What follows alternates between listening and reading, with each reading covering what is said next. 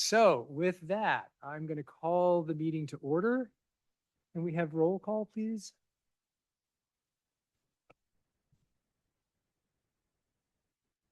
Did we want to do the SB 707? Is Rebecca online? Okay, Yes. then yes, great. Let's do that. Yeah, so I want to check with Councilmember Flynn. We've noticed on the agenda that Councilmember Flynn will be participating remotely. I do want to confirm with Councilmember that that is your intention as opposed to attending as a member of the public. So maybe we could get, I think we see Councilmember Flynn on the list of attendees. Oh, there we are. All right. All right, Councilmember Flynn, I'm going to go ahead and go through the script with you if that's if you're ready. I'm ready, yes. Okay, terrific. So Councilmember Flynn is participating remotely according to the Brown Act rules from the Hotel Mercure Paris 17 Batignolles, 118 Rue de Tocqueville in Paris.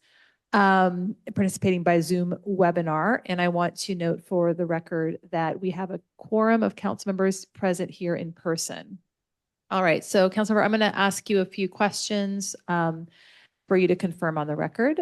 First, can you hear me okay? Yes, I can. And have you been able to hear the proceedings up until this point? I have, yes. And do you have a copy of the agenda for this meeting? I do, yes. And have you posted the agenda at the location where you are? Yes, I'm in the lobby. Okay, great. Is your location reasonably accessible to the public such that any member of the public could participate in this teleconference from your location if he or she wished to do so? Yes, it is. And is there any member of the public there with you now? No, there is not. It's probably 4 a.m, so Yeah. understandable. Great. Okay, thank you. All right, so I'd like to advise the council at this point that all votes taken this evening need to be by roll call. And with that, the clerk may proceed with the roll call. Thank you. Councilmember Walter.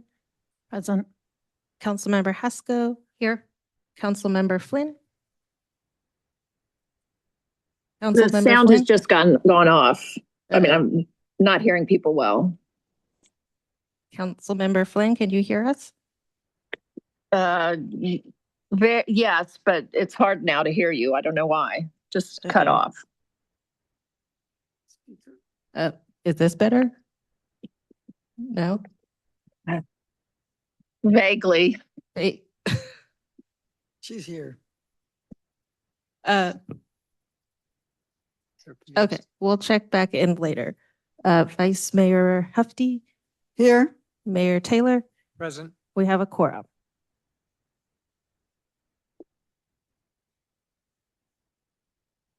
Okay, so with that, let's move on to item number 3, which is presentations and proclamations.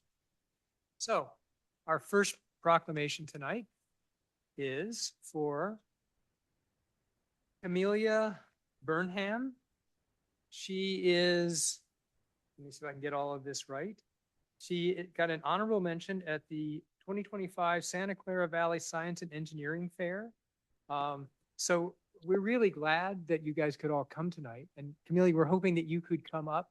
Maybe you could even come up to the microphone and just say a few words, because I sort of heard what you got this for, and I had no idea what it was.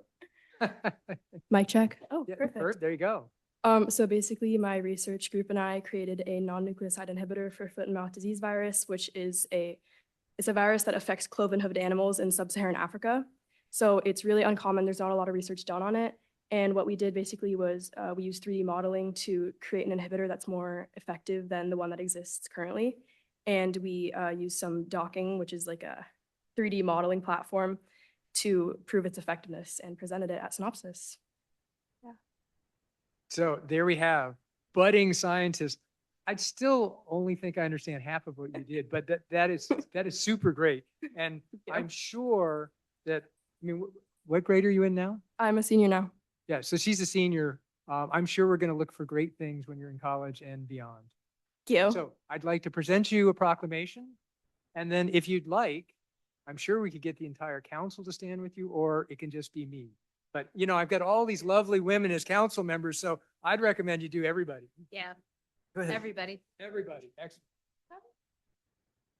So we'll just do it here. Just let me stand out front.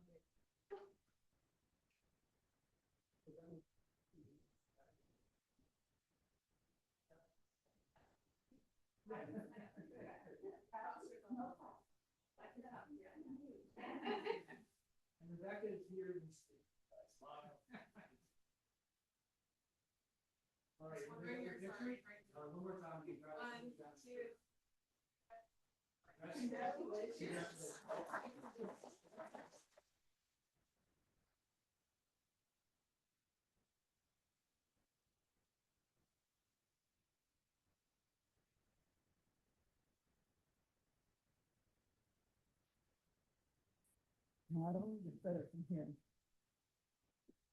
Mary says it only gets better from here.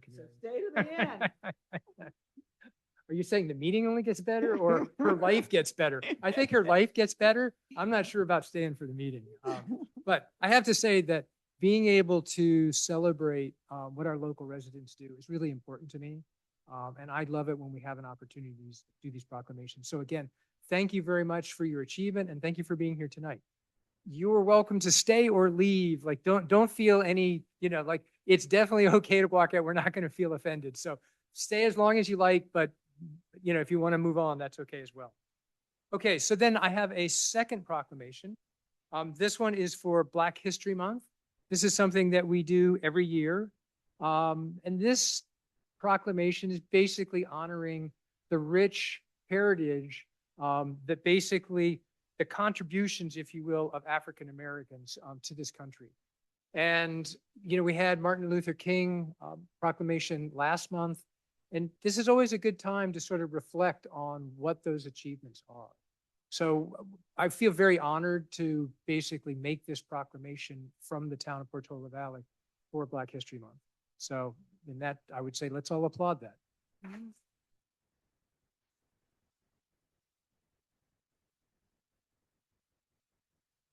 Okay, so now we're going to move on to a presentation. This is a presentation by the EPC. And basically what we try to do is have all our committees present to the council their basically priorities and aspirations. And so this is going to be the emergency preparedness tonight.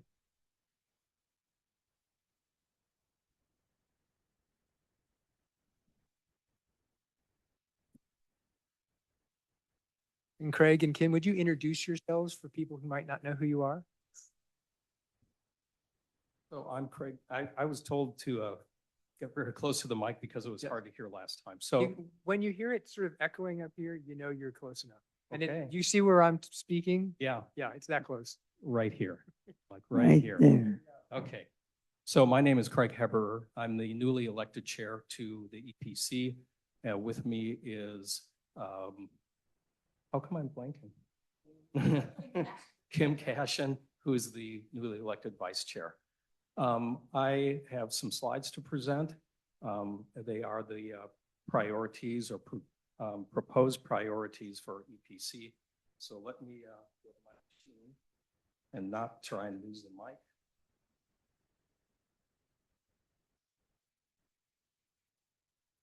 Thank you.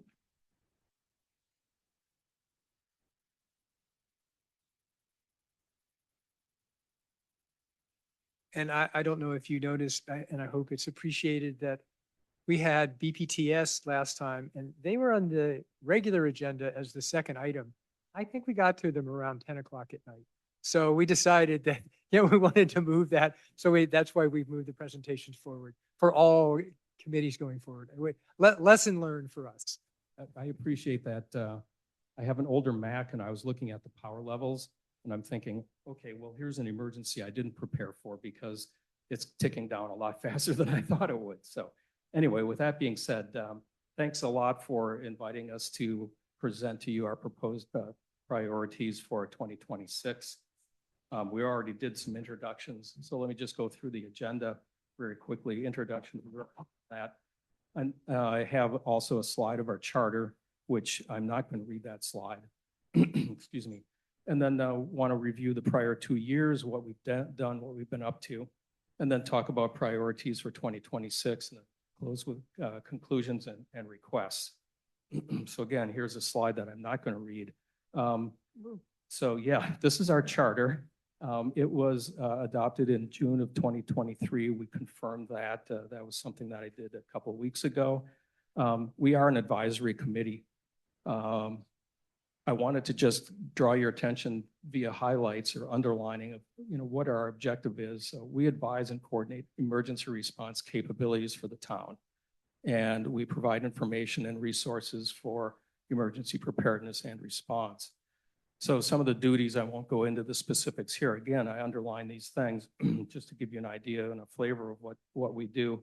So we do a lot of advising and coordination. We do give recommendations for appropriate plans and so forth. We also do a fair amount of coordination with other organizations like Woodside Fire Protection District, some homeowner associations and things of that nature. We also are liaisons to Woodside Fire Protection District, and of course, liaison to town council and to the town manager and other folks as well. Again, I don't want to read the whole thing, but that's the flavor. I also wanted to then go into major achievements for 24 and 25. So AM 1680 radio, we gave you a presentation on January 28th. So I'm just going to kind of recap that here again, just as a recap. Excuse me. So we have written protocols and procedures that are going to get submitted to the town manager for their approval.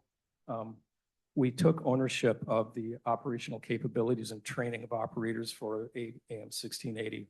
We also got 3 signs installed at the roads that enter Portola Valley. Another major achievement, Emergency Operations Center and Emergency Operations Plan. We always refer to those as EOC and EOP. We love TLAs, which are known as 3-letter acronyms. So we've been meeting 1 to 2 hours a week throughout Q4 of 2025. Kim is really spearheading that activity, and she'll talk a little bit about it as the slide goes by. But what we've done here is organize and updated and created EOC materials.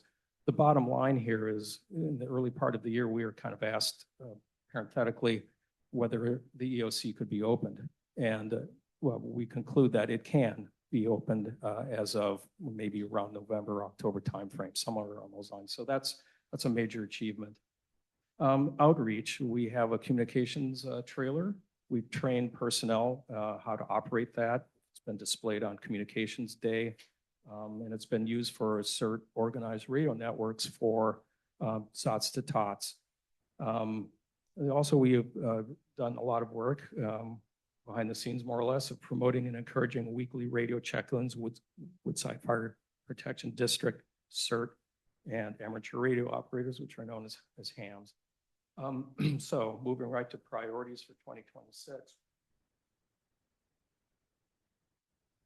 I want to give you just a little overview about the process or how we arrived to these things. So we formed an internal subcommittee within EPC to look at priorities, a list of things that we would potentially do. We also reviewed what we had as priorities for 2025. So that subcommittee figured out what the 4 priorities were going to be, or proposed priorities. We are the chair, myself, I talked with town council liaison, and I talked also with Darcy Smith, the town manager. They gave me some inputs and so forth. Those have been incorporated into the slides. Then the entire slide deck was presented to the broader EPC and approved. So that's what you're going to see tonight. So I should give you a spoiler alert. These priorities are exactly the same. 26 priorities are exactly the same as 2025, but they've been reordered a little bit. So in other words, the number 1 priority for 2026 wasn't necessarily the number 1 priority for 2025. So right to number 1 priority, again, we're back to EOC and EOP, give you kind of some highlights about what's going on there and then what we propose to do. So Vice Chair Kim Cashin has expertise in this area and has been spearheading our efforts in this area. they continue to work with the town manager to establish the procedures for the EOC. So I also want to give you, by the way, in all of these proposals, priority proposals, kind of an outline or an idea of when we think that we would complete things. So the subcommittee expects a draft EOC procedures and draft EOP to be completed by early 2027. So Kim, did you want to say something additional about this? I'd just like to highlight that the EOC procedures have been drafted as of January 2026, so just this last month. So that's an early accomplishment, and we have completed that well before early 20. All right, thanks. So let's go to proposed priority number 2. This is communications. And again, the top line here is the AM 1680 radio. I'm not going to go through that again because you've seen it from the January 28th presentation that we gave you, but just again to hit it as kind of a recap. So there's proposals that we've written, protocols that we've written. Those will go to the town manager for review and hopefully approval. We completed an operations manual and training manual about how to operate AM 1680. The hardware and software that's been listed here, those have actually been upgraded already. This allows us to pre-record messages and easily load them even remotely. So those items we expect to complete by the end of 2026. We're a bit aspirational. We might get them done beforehand, but by the end of 26 is what we're thinking. The other part of communications is we continue, this is like a continuous improvement program. We're always looking at the town communications equipment. So there's new technologies that come out and so forth. So we review those things, we check them out and see how we can increase the functionality and the security and robustness of the various communications. So not everything is on AM 1680. We have some other frequencies and channels and so forth. And that's what the subcommittee in communications looks at. By the way, most of these priorities, when you see them, we have subcommittees within EPC that really attack these things. In aerospace, we call them tiger teams that get things done. That's the idea. Sorry, I jumped ahead there. So number 3, evacuation planning. So this was number 1 in 2025. We've demoted it, but it doesn't mean that it's a huge priority for EPC and the town. Now, the town council has created this resilience planning subcommittee, and you'll see this in another slide that we propose to work with that subcommittee to figure out what EPC role is and develop what our deliverables would be in that case. Anyway, the town manager has engaged a consulting firm, Fair and Peers, to begin work on the highest priorities for evacuation. So where does EPC stand on this? Well, we look forward to the town working with the town council and staff to determine the best ways for us to engage and move the efforts forward. We've also created a list of items, which our team has reviewed and refined and prioritized. Some of the highlights there is the communications to residents in coordination with Woodside Fire Protection District, and the issue of temporary refuge areas comes up frequently. That's something that we propose to focus on now. Of course, that doesn't completely end up within EPC. That involves other organizations as well. But it's something that has, again, come up a few times that we'd like to move forward on. Finally, this is the 4th, is the safety element. This is really a very important thing for the town council and town staff. Our understandings, again, are in the highlights here, that it's a high priority and it's being reviewed by the staff and consultants that have been hired, and it's to be brought to a town council and a planning commission study session. That's our understandings. Where we stand on this is we're ready to go. When you tell us we need to do something about this, we're kind of poised and ready to take off and get it done for you. So that's the priorities that we're proposing. Again, it's the same ones as before, but they've been a little bit reprioritized. So, but in addition to that, there are two projects that we want to explore and define for 2026. And these are to explore our role, the EPC role in preparations for significant weather events. As you all know, there was some problems or events that occurred in, I think it was December and maybe in January as well. Power lines and so forth had fallen on West Ridge, I believe it is. And then there was a flooding of a local school. So those are things that the town manager had brought to our attention about, well, what's EPC role in that sense? I mean, we've constantly looked at wildfire and earthquake, but maybe there's something else here that we should be looking at.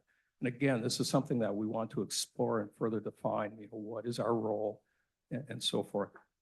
The second one is the Town Council Resilience Planning Subcommittee of potential safety initiatives. So our understanding is that there's been a list created. What we'd like to do is review that list, figure out what EPC role might be there, and determine what the scope of that project is and what our deliverables are. What we'd like to do is review that list and get back to you, or somewhere around Q2 2026. So those are the two things that really kind of need to be a little bit more explored and defined, but we're looking forward to really working on these things. It just needs a little bit of refinement and exploration. So I want to close with some acknowledgements and actually a request. And so, tonight's presentation is a series of proposals, and what we seek is continued engagement and direction. And as many of the elements of emergency preparedness are beyond the scope of the committee to enact alone. So we need some guidance, figure out kind of, some concrete steps. What are the next steps? Really want to thank, though, the support and guidance in 2025 and in 2026 to date has been really outstanding and deeply appreciated. So the Resilience Planning Subcommittee, Craig Taylor and Rebecca Flynn, and EPC liaison, Helen Walter, and Craig Taylor is the alternate for 25 and 26. Of course, Craig Taylor is our liaison. So what we really welcome are continued and focused efforts on emergency operations and operation plan, and any feedback and guidance on our proposals. Finally, just to be a heads up, there are 10 members on EPC that are listed up here. And I'm really deeply impressed with the depth and breadth of the experience and skills of our team. And it's a privilege to be the chair, even though I've only been a chair for 2 months. So with that, are there any questions or comments? We'd be happy to take them. Thank you. Thank you for the presentation. So council members, questions? Ellen? No questions. I think we can sort of merge comments. It's a presentation. One question I had, do we do public comments as well in a presentation or not? So public is welcome to make comments on presentations. The way we typically do it is we have them during oral communications. So during oral communications, folks can comment on anything that's not on the agenda, anything that was mentioned in the presentation, and then anything that comes up in the town manager report. Okay, great. So we'll do our questions now. And then if you're willing to hang out, we'll do the town manager. We'll get to oral communications. And then if there are questions for you, you'll still be up. Okay? Okay, great. So Ellen? Okay, so first of all, you guys, thank you for everything you have done. I always talk to my son at 8 a.m. as he rides to school. And so I'd roll into the EPC meeting at 8:05 and you guys would be like moving. It was always impressive. So thank you. It was incredible what you guys have done this year. And it was a pleasure working with you. And I thank you for everything you're doing. In terms of your question about role for significant weather event, I mean, I think that's beyond the scope of this meeting. But I would, knowing this committee, my assumption that they, what they say about assumption, you guys will figure it out, right? And figure out some sort of procedure that everyone is comfortable with, and that you guys are boots on the ground, and you are appreciated. So I just wanted to say that. Is there any other questions that we should? I mean, I think that's it, right? That you need from me? Say again? I believe that was all that you were, your 4 priorities, which I appreciate everything you've done with the EOC and the EOP and the communications, like amazing. You guys have moved this forward. And so thank you. Yeah, thank you very much. Really do appreciate it. Rebecca?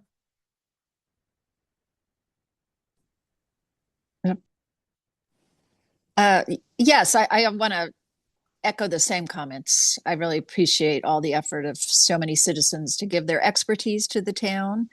And I look forward to working with you with our safety resilience. Thank you. Thanks. Judith? Sure. I know we're not going to talk about it in depth right now, but you're raising the role in significant, weather events. Just give me a background on how that came up and what you're thinking we should need to consider. Sure. And again, it's an exploratory thing so far, but how it came up is actually the 2 events that occurred. So apparently there was some power lines and other lines that had come down on West Ridge. Traffic was stopped. So it became kind of a problem, not necessarily an emergency. And one idea that came up is, okay, so you have TIS radio AM 1680.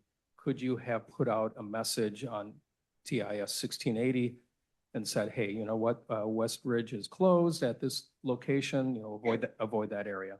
So that was one of the ideas that came up, or genesis of this idea. The second one was the flooding of Windmill School. CERT was actually activated. There are 2 members right here that went out and tried to help what was going on at Windmill School. And it was kind of the same idea of, well, we have potentially a big weather event coming with a lot of water. Could we have put something out, to the community to check, the drains, do these kinds of things before it becomes somewhat of an emergency? So that's kind of the genesis. Those are the 2 main things that have occurred. And then we think about things also like red flag days, for instance. I mean, should we be putting out a message on, again, TIS 1680, things of that nature. And then the final thing is, the power outages that occur. What happens when people lose power? Are there critical events that precipitate as a consequence? So that's our thinking. And again, this is all totally exploratory at this point. Thank you. Sure. Thank you. Mary? I had a question about how happy you are with the position you have in the hierarchy of committees, manager versus Brown Act versus, or maybe it's a non-issue for you. Yeah. And in particular, I was wondering whether there was any overlap between Public Works, because I know the different events that have happened, flooding events and fallen trees and so forth. Public Works is I don't know whether, I don't actually know who to call, maybe. Maybe I don't know exactly who to call, but I'd be interested in what your thoughts are about that. Whether the structure of the way and whether you think there's duplication within the committee system right now. Yeah, well, let me try and respond. So I appreciate the question. And frankly, so I've been an EPC member since 2023. And I don't know that I hold any real strong opinions about what you've asked.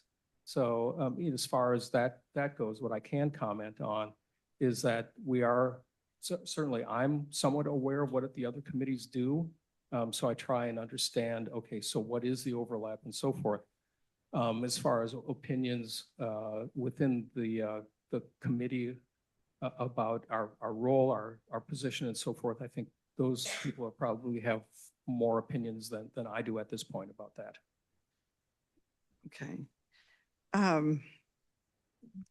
So I just also wanted to mention that I have been on the San Mateo County Emergency Preparedness, the EOC committee now for a while, and I'm wondering if I should be performing some function on that committee for you guys and doing some kind of liaison work with you, and how you would see that.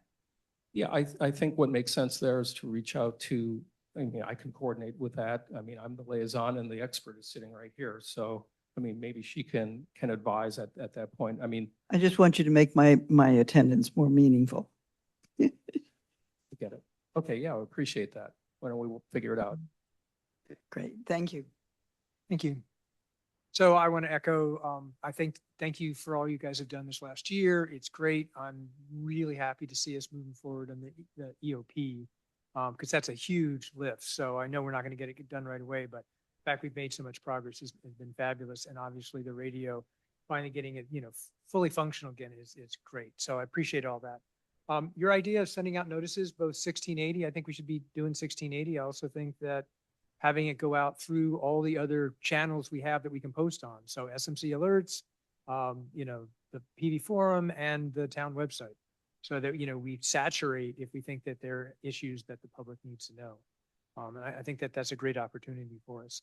And then lastly, to kind of Mary's point is I do hope in this next year, we can think about how Public Works as a committee, Public Works as a department in the town, CERT and EPC, and basically Woodside Fire as well, for that matter, sort of, who has what responsibilities and roles, and then how do we sort of, connect it all together? Because I mean, obviously things like the sandbagging, the fire department was over there because they were helping, get the water out of the building. They didn't really need to be involved in the sandbags. So that was a pretty simple sort of direct from the town to CERT. If there were a bigger emergency, we'd have the department involved. So I think having us think through that, maybe even organizing some tabletops with the, interested parties so that we're all at the same table at the same time, kind of asking questions, I think would be really valuable. And I look forward to that. Go ahead. May I suggest like a quarterly stakeholder meeting between all of those groups that you mentioned? And just getting everybody in the same room to first start talking and sharing, contact information, and then getting to a point where we could probably tabletop. Yeah. Scenarios, absolutely. Yeah, no, I think that's our quarterly meeting. Sounds like a great idea. And I agree. I wasn't suggesting we do a tabletop right off the bat because I don't even think we really understand the various roles. So it would be a little complicated, but yeah, I think that sounds like a great idea is that we could set that up. So if you guys could help move that forward, that would be awesome. Can I ask a question about this? Sure, go ahead. Due to bandwidth of staff, making sure quarterly, would every 6 months also work, or does it need to be quarterly? Just, You're asking whether we have the bandwidth to do that? no, I'm just checking if like due to limited bandwidth and capacity, making sure that our staff can keep up, and would a once every 6 month also work? I know it's not as ideal. I'm just checking. Yeah, one comment there, I think it makes a lot of sense to kind of scope this thing out, figure it out. And the way we typically proceed at EPC involves a subcommittee and put them to work. There's a bunch of smart missiles. We'll get it done. Yeah, that sounds great. Thank you. Thanks. Okay, with that, thank you very much. If you guys don't mind just sitting there and relaxing, let's do the town manager report, then we'll do oral communications, and then you're free to disappear. Sorry. I have a second presentation. Is there an opportunity for public comment? When we do, so what we're going to do is a town manager report, then when oral communication, that would be the time for public comment. So, Open space. second presentation. Open space. Open space. My apologies. This got moved. I got to admit, It's okay. It's okay. being the executive that I am, I'm very much you read the first sentence and you move on. So given this is the third sentence, I apologize. So with that, why don't you guys sit down, but don't leave, just sit down and we'll do the open space. My apologies. Open space is another one of my favorite committees. So my apologies to open space. Who's going to present for open space? All right, we're going to fight it out. You can all come up if you want.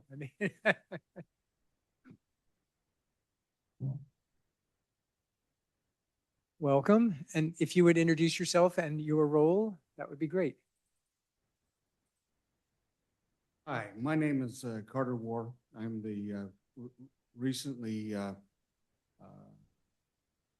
appointed, elected chairman of the Open Space Committee. Our presentation tonight is not as well prepared and not as well, conceived as the Emergency Preparedness Committee. We're obviously not quite as prepared.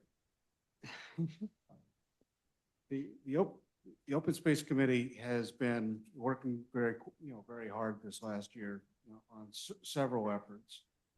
Not the least of which, and probably the most important of which, has been, an effort, to save Ford Field, from the housing element. And we're very pleased, that there's been an exchange, of that, property, for, other housing opportunities on properties, that are not, don't have existing open space or recreational activities, on them. The other thing we've been, considering, is how the Open Space Committee, can provide opportunities for the town, to potentially use those open space funds, to deal with, town fiscal, planning issues, including, advising and recommending that there be seed monies available, to evaluate open space opportunities, as they come up.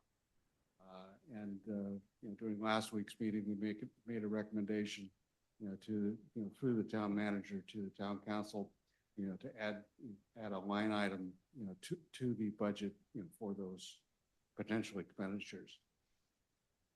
During this coming year, we're planning on, spending time to solidify, our, selection, investment, criteria as we look at opportunities, both, in open spaces, but in open space opportunities, whether they be, in the form of conservation easements and or, trail easements, to provide access, to open space that might not, require, direct acquisition, but, would be, some kind of shared acquisition through coming up, because, there's a current planning effort, that we've seen, through the Mid-Peninsula Open Space, districts agendas, a renewed focus, on design and implementation, of public access and open space use of the Hawthorns. And our committee is intent on, providing a subcommittee, and just elected a subcommittee of 2 people, to, pay attention, to those agendas, and make sure to inform, the Open Space Committee and as such, the town council on, our findings and recommendations associated with that open space. The other thing that we've, found, during my recent tenure, on the Open Space Committee, is that the Open Space Committee has enormous opportunities through the resources of memory, knowing where the bodies are buried in the town. And we hope that the council, the town staff, the commissions and the committees, see, the Open Space Committee, as an opportunity. Almost every, thing that has to do with, with emergency access, emergency planning, public works, trails, and emergency preparedness, has something to do with, with the Open Space Committee. And we believe, that the Open Space Committee, in concert with those committees, can end up, providing more value, either as a consequence of our opportunity, to provide funds for, acquisition, of important properties, but also the knowledge of, what might happen in the future because of, something we may or may not know. That's really the limits, of what we've got to report. Jackie, my vice chair, stay with me, and I invite you to chime in on anything. No, thank you, Carter. I think we covered everything. I would just like to thank Judith for being our liaison, so appreciate that. And also the rest of our committee members, our recent chair, Betsy Morgenthaler, Nona Chiarello, who was our vice chair, and then of course, Del Maxwell, Gary Nielsen, and I have to get anybody. Yes, I'm sure I am. Terry Lee. There we go. So thank you to them for all of their hard work. And we love Portola Valley and want to support this festival. Thank you. Thank you. Yeah, definitely some long-term members on the committee. All right, so with that, are there any questions or comments from the council? Judith, I'll start with you this time. Yeah. First, thanks. Brilliant work this year. Very timely and coordinated and well done. I just wanted to ask you to explain a little bit, give an example of the idea you want to explore regarding the payment for easements, use of open space funds for easements. I think it would be helpful to just have an example or two. Well, as lands, in the, western hillsides, potentially changing, over time, there's likely to be, some rearrangement, of property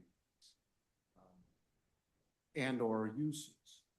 And we believe, that those lands, say the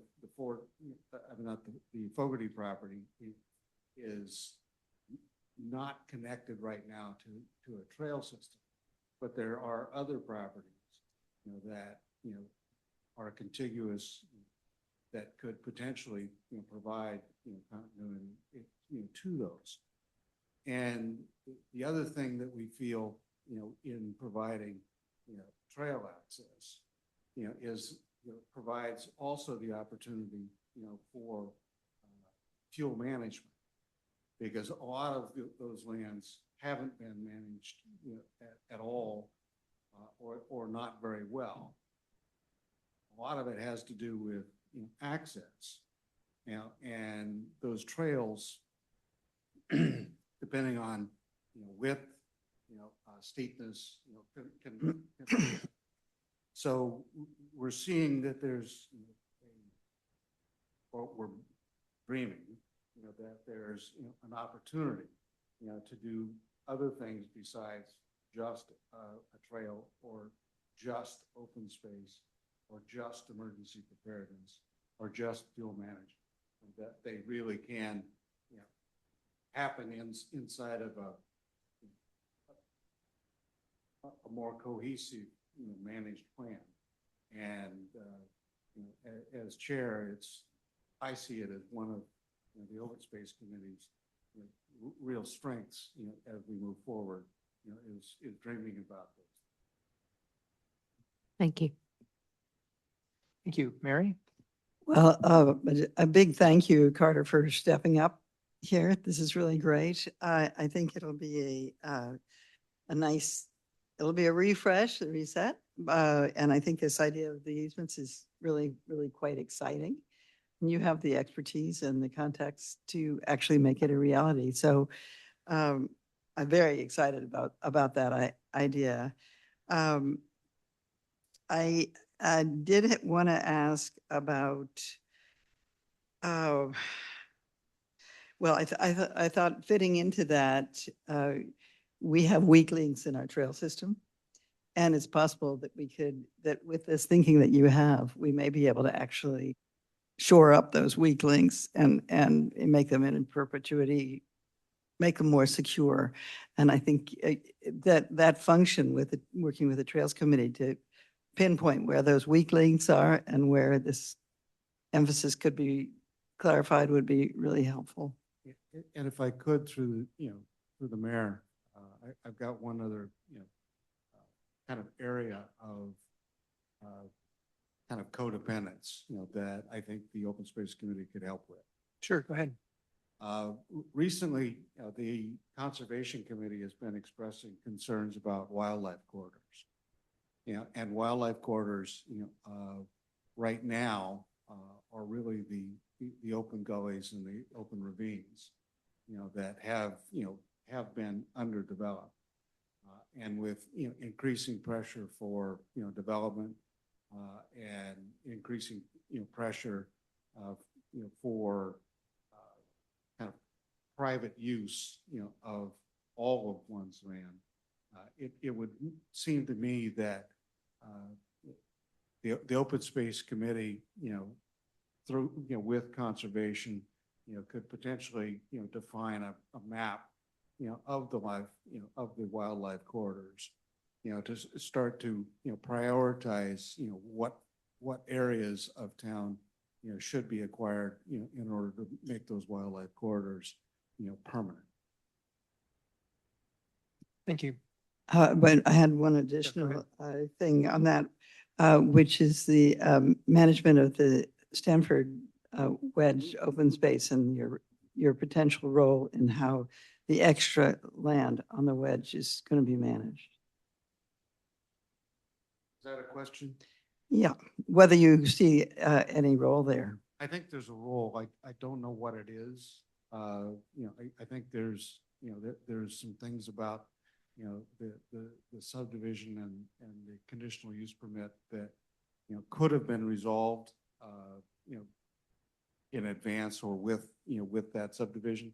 I think, I have to personally feel that, there were some things left out, of that conditional use permit because it was providing, affordable housing, that shortchanged, the town's opportunity to, to direct what that was going to be. So I do think Yeah, that. and in particular, I think the remainder lands are critical. If I could just interject, I just want to be mindful of the Brown Act that we're not agendized for the Stanford project or any specific projects. This is just presenting the committee's work. Yeah, thank you. Thank you. Thank you. Very I'm done. great. Thank you, Mary. Rebecca? Yes, I do want to thank the Open Space Committee. You've done a heroic job of helping to save Ford Field from development. I really appreciate that. And I'm thrilled that you are running forward with an idea that I communicated to a bunch of members and to people in the trails about thinking about creating linkages and using easements and using some of the funds we have in open space to create additional trails. I love that. So I'm glad that you're thinking about that and planning to work with trails and conservation to create more of those linkages. Thank you. I appreciate it. Thank you, Rebecca. Ellen? So thank you to your committee. And it's good to know where all the bodies are, right? And I appreciate your institutional knowledge. Thank you. So I love, the vision of Fogarty connectivity. I know that there is a huge drainage in between and it would be really hard to access. I know it would also be really expensive to maintain it, but to give connectivity up there it would be amazing. And then around the fuel management, obviously we have a history of not using the open space funds for for maintenance and operations. But I definitely, fuel management to me would make a lot of sense for that to use some of those funds for. So I wanted to bring that up. In terms of wildlife corridors, huge reason to use that funding to do some sort of corridors. Absolutely. We desperately need it, and that would be a perfect use for that money. So, and then lastly, the same thing that the first committee talked about of trying to make sure that there is pollination, cross-pollination between all of our, we have conservation committee and we also have the trail committee. And I think it's so important that all of you would work together. So I would, again, we have staff capacity, limited bandwidth, but it is something to think about maybe once a year kind of idea to put your committees together to cross-pollinate to make sure that everyone's headed in the same direction. because there is definite overlap and mutual benefits that we can get from you guys. So again, thank you for everything. Thank you. So thank you for your presentation. Obviously an important committee, and you've got important work to do this year. The idea of fuel management, I think, is a very good one. It's a little bit off of what we've done in the past, but I do agree with Helen. I think that's a good direction for us to go. For the Mid-Penn stuff, Mary's the liaison with Mid-Penn, so I'd ask that you work with her as you guys interact with them. And then finally, the wildlife corridors. I mean, that's an interesting idea if it might be possible to acquire some of those. I know in the past, we looked at acquiring conservation easement. It's more difficult than I had hoped at the time. But maybe some of these gullies and stuff that people perceive as not being so valuable, maybe where for us as wildlife corridor, they'd be extremely valuable. Maybe that's a place that we can break through. So that would be very exciting to see if we can make some progress there. So again, thank you. So what I'm going to do now is, now I am going to move on to the town manager report, but if you'll stay here, because we'll go to oral, I mean, you can go back to your seats, that's fine. But after oral communications, or after the town manager report, I'll open it up to oral communications, and the public, if they have any comments, I'd like you to be here, and potentially I'll decide whether we're going to answer their questions or just take their comments. So, all right. So with that, can we move on to the town manager? Have I missed anything else? Can we move on to the town manager report? Thank you. No. Great. Thank you so much. So quick report today, starting with, many of you know, there was a major telecommunications service interruption today that started this morning. So we learned a lot today, and we're thankful we're here because this meeting was in question. And just, you know, if we have a power outage or we have a major telecommunications outage, this meeting could be canceled. So we'll get the word out, but we're here, thankfully. A large number of utility workers came right out, which is great. They're still on scene. So there will be some one-way traffic control for a period of time. So plan your travel. We don't have any information on how long the full repairs will take. It affected copper wire, fiber, et cetera. But we're thankful to the utility workers who are working hard to make those repairs. One thing we learned today is that if there are extended outages, we'll work with our CERT team, who really seem to be Swiss Army knives. They have Starlink capability, and they actually have a van that they can deploy, and the Wi-Fi extends quite far. So, we had a line outside the library before, folks wanting to go there. And unfortunately, we're quite disappointed when they learned that internet was out. So in the future, if we do have an outage of this sort where we think it might be all day, we will work with the CERT team and try to deploy that. So stay tuned on that. And it's another example of how emergency preparedness can kind of expand their repertoire, if you will, to step in for things like this. Town Hall is closed Monday, but the most exciting news is that the new sheriff is coming to town. So he's having a meet and greet. Not only him, the Sheriff Ken Binder and Supervisor Ray Mueller, but our very own mayor will be outside Roberts Market for a meet and greet, informal gathering on Saturday, February 21st at 3 p.m. So please come to that. Thanks. Thank you, Darcy. And let me echo, anybody who wants to meet the sheriff, please come down at 3 o'clock. I think it's going to be good. I'm really glad he's, coming out. Okay, so with that, let me open up oral communications. So let me start.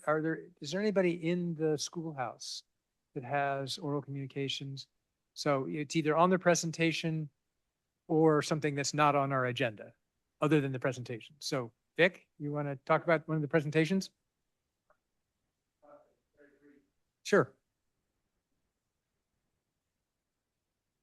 Always. Hi, I'm Vic Schachter, live on Golden Hills Drive. I just want to briefly comment with respect to the work of the EPC. There is something that's being planned next year that's going to affect this community very broadly, and I just want to remind you of it. I made reference in the prior report I gave before the report that was given today, and that is we are planning to do a town emergency evacuation exercise. Oh. And we are coordinating this with the Woodside Fire Department, slowly but surely, because there are many other priorities, obviously, that are being faced. But after the experience of other communities in this state, you can all appreciate how important it is that we learn from such an experience as to how we get 4,000 people and heavens knows how many cars and whatever else out of the community in the event of a fire or related emergency. So that is in the very early planning stage, and we do hope to go forward with this in 2026 in planning, probably, I would say the latter part of 2026 at the earliest, but I did want to remind the town council of that project that we have undertaken on the EPC. Great, Thank you. And you're thinking this is either fall is sort of what you're nominally targeting? Yes, that's what I'm thinking is going to be practical.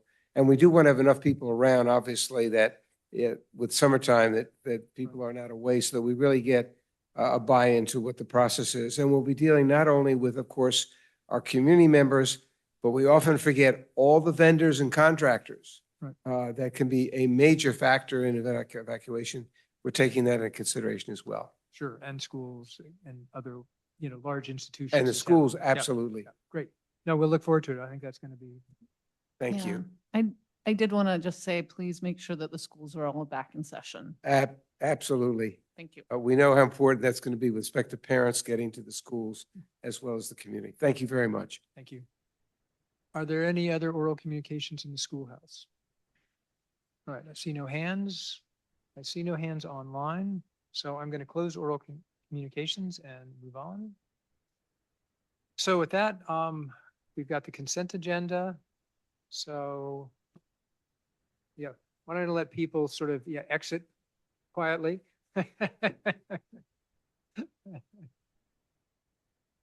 So for the consent agenda, let's see, I guess I usually like to do public comment. Then we'll ask the council members whether there's any agenda items they'd like to pull, and then we'll go from there. So with that, is there anybody in the schoolhouse that would like to comment on the consent agenda? All right, so I see no one in the schoolhouse, and I see no hands up online. So I will bring it back to the council. Are there any consent agenda items that you would like to pull? Rebecca? Not necessarily to pull, but the minutes was missing 7G.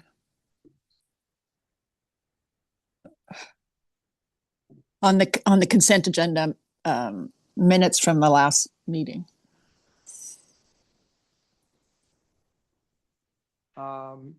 So approval, A is the regular meeting minutes. Is there what are we missing? I'm not quite following. In the regular minutes from last meeting, Okay. 7G was missing. It was referred Got it. to, but it was missing. Okay. So I On what that is. If you look at the minutes from the last meeting, it Yeah. lists consent items A through F, but does not include G. And Oh, so I see. staff You just notes need another be line added. item specifying what it was. No exactly. problem. Okay, so I don't think we need to pull it for that. We'll just have staff do a correction. All right, are there any other items that members want to pull? All right, so with that, sorry, go ahead. The Portola Valley Wildlife Preparedness Committee Charter. Is that right? I thought that was wildfire preparedness. And that's listed in 7E. If that's just a typo, then I don't think we need to pull it. Right? Okay. Great, thank you. Yeah, and I would say if you find other things that are just typos, please just pass them off to staff. There's no problem there. Okay, and anything else in terms of pulling? It doesn't sound like there is. So with that, I would entertain a motion to approve the consent agenda. I move to accept the consent agenda. Second. Great, so we have a motion, a second. We need to do a roll call, so Veronica? Councilmember Walter, Aye. Councilmember Haskell, Aye. Councilmember Flynn, Aye. Vice Mayor Hefty, Aye. Mayor Taylor. Aye. Motion carries 5-0. Great, thank you very much. Okay, with that, let us move on to agenda item number 7, the regular agenda. This is a consideration for adopting a resolution approving fiscal year 25-26 mid-year budget appropriation changes. And I'm guessing that our finance director is going to have a presentation.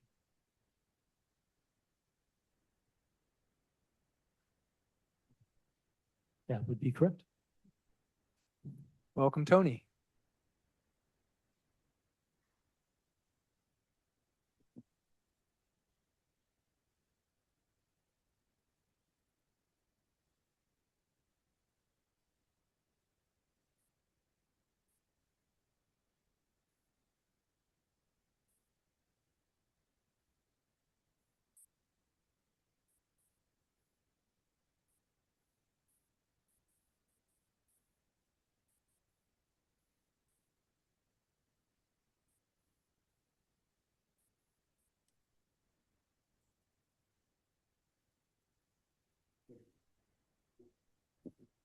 So this is the mid-year budget update.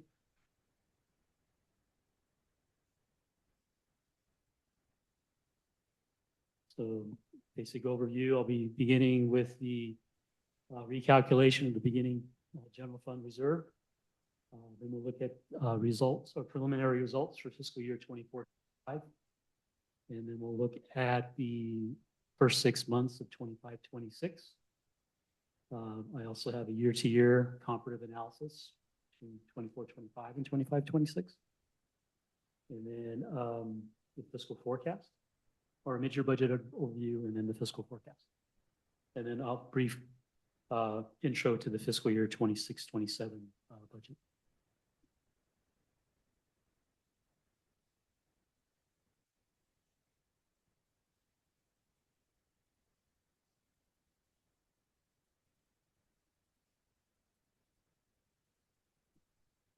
So looking at the beginning fund balance, when we brought the budget to council back in May, or June, I'm sorry, in June for 25-26, we estimated that the general fund reserve was 2.2 million.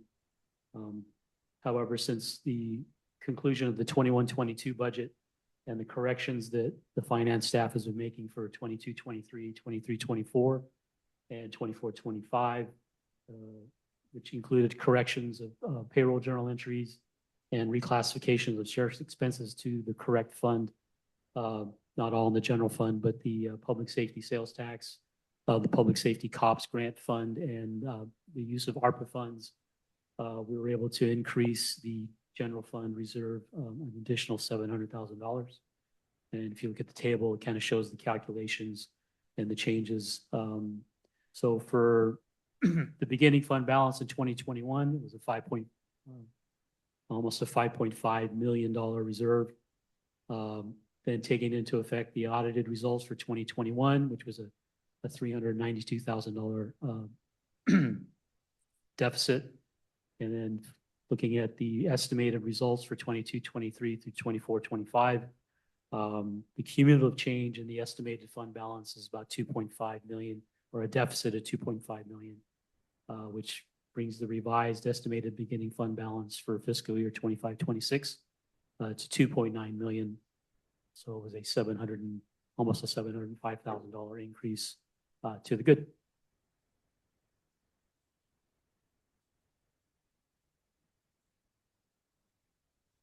So looking at the preliminary results for 24-25, as you recall, it was a council directed a balanced budget, which was adopted in November of 2024. Revenues were 7.5 million, expenses were 7.5 million.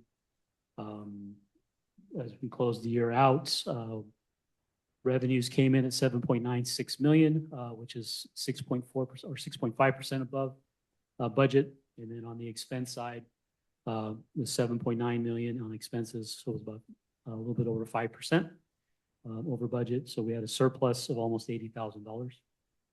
And you can see most revenue categories did exceed budget. And on the expense side, it was about a 60-40 split on the being above budget as opposed to being below.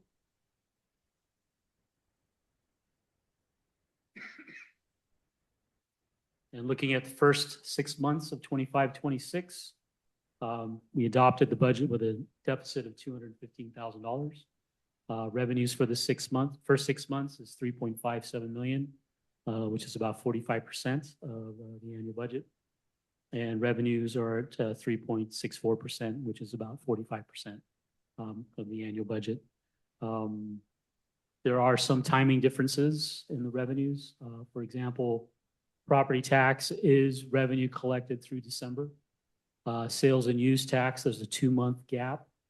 So that was actually, even though we did receive funds in December, it was actually collections through October. And then on utility users tax, even though it was collected in December, it was utility users tax through November.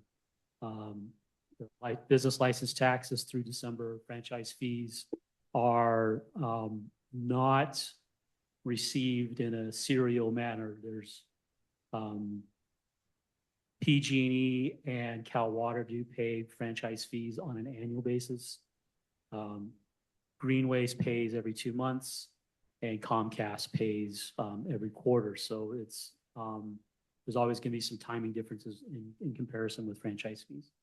But then the charges for services and all the other revenue categories are revenue collected through December. And then on the expense side, it's expenses through December. There was an accrual for the sheriff's payment. We didn't receive the invoice until January, so I included it as an accrual for December because I wanted to do a really apples to apples analysis with our results moving into the comparative analysis as well. So for the first 6 months, we're running at a $70,000 deficit. Again, we did adopt a budget with $215,000 budget deficit. So we are revenues, expenses, all running according to plan.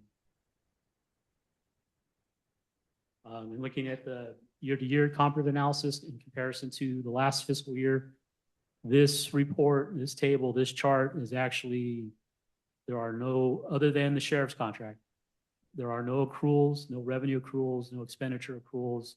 So this is actually a true apples to apples, revenue collected in the first 6 months of 25, revenue collected in the first 6 months of 26. So it's gross revenue compared to gross revenue. And so for 26, we're slightly ahead of the previous year.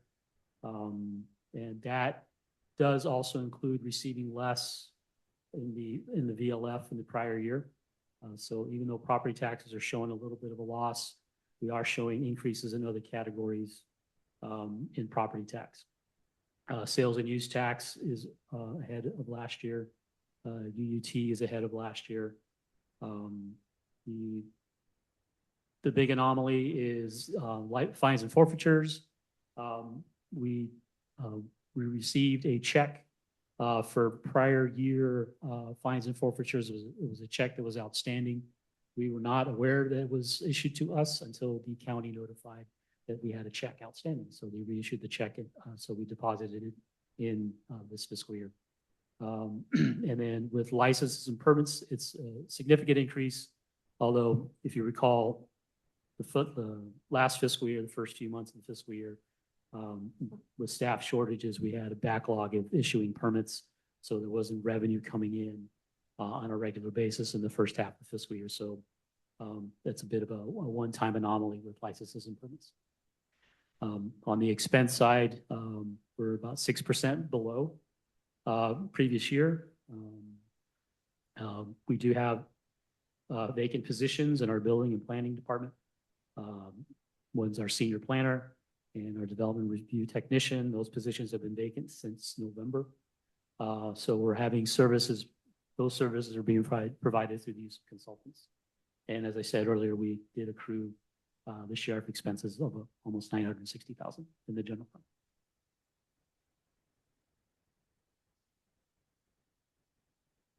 So looking at the mid-year budget, again, as I stated earlier, it was a deficit, a $215,000 deficit when adopted.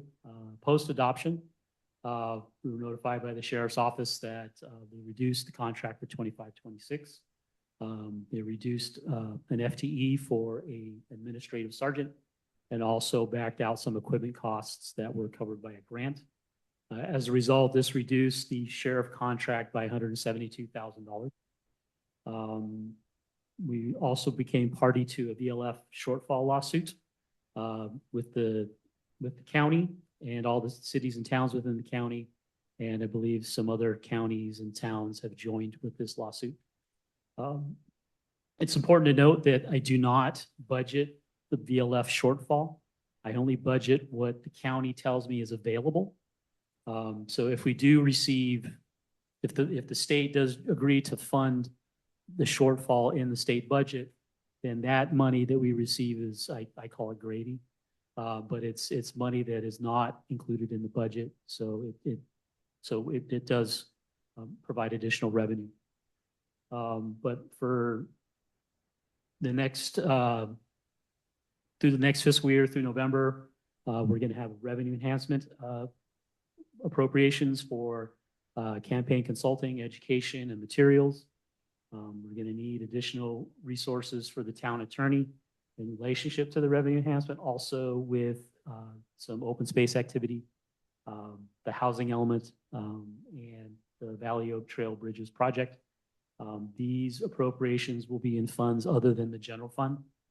So we will be moving some funds, some appropriation from the general fund that have already been expensed in the fiscal year in relation to any of these projects.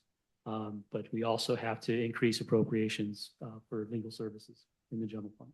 And then with building and planning, we're going to be implementing a new permitting software or expanding OpenGov to include permitting and software and not using EnterGov anymore. Also, including in this permit software implementation is an upgrade to our GIS systems. We're still dealing with staffing vacancies and the use of consultants. And we also have the safety element and the housing element issues that building and planning as their priorities for this fiscal year.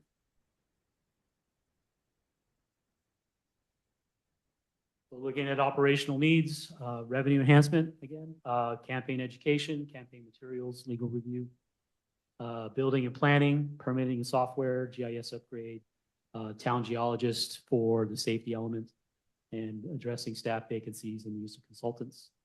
On the housing elements, we have additional appropriations for consultants and legal review. And with open space, we're looking for additional appropriations for appraisal services, for possible acquisition, and legal review of the appraisal services and any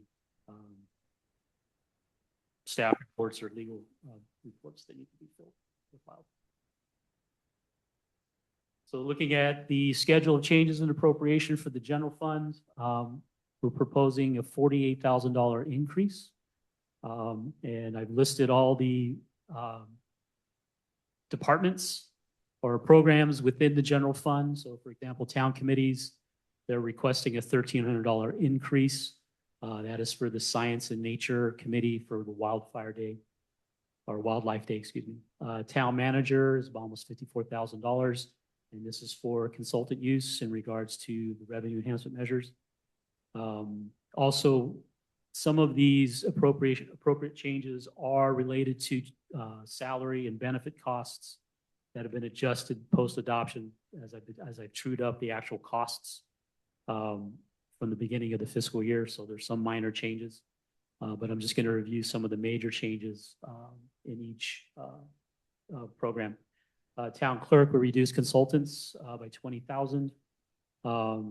As a result, we had put some budget in case we needed to hire additional consulting work for the town clerk.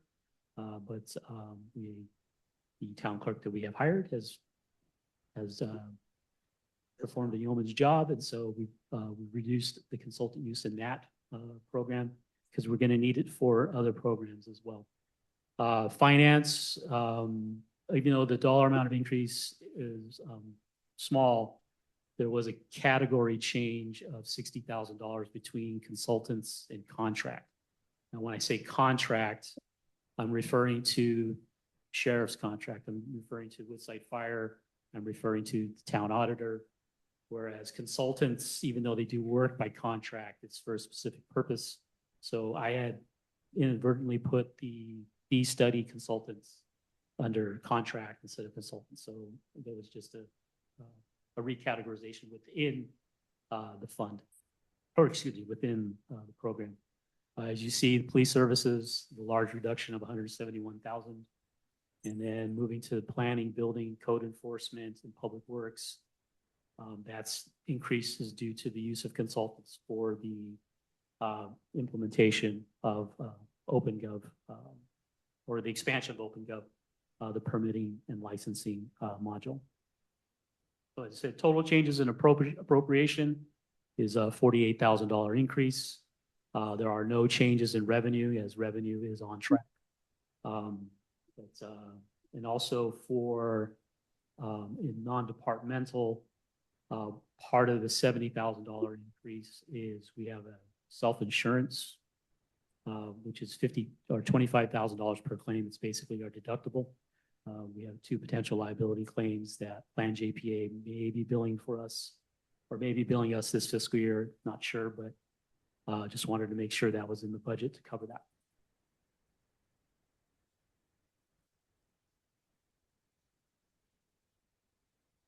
So this is a look at the general fund by category. As you can see, no changes in revenue. Looking at expenses, salaries and benefits, minor change. Services is 193,000. Again, it's use of consultants. I'm sorry.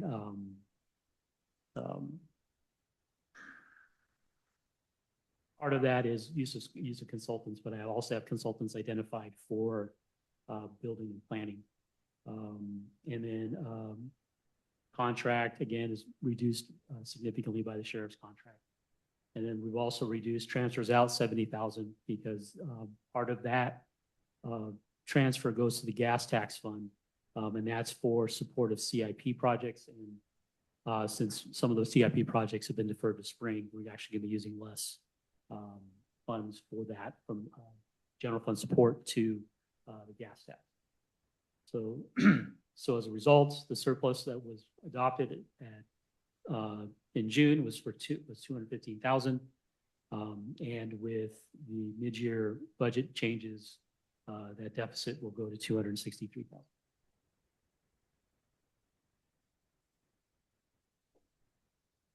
So looking at open space, we're proposing no changes in the revenue. However, we're asking for an additional $10,000, and it's as a result of an appraisal service and also additional legal review by the town attorney.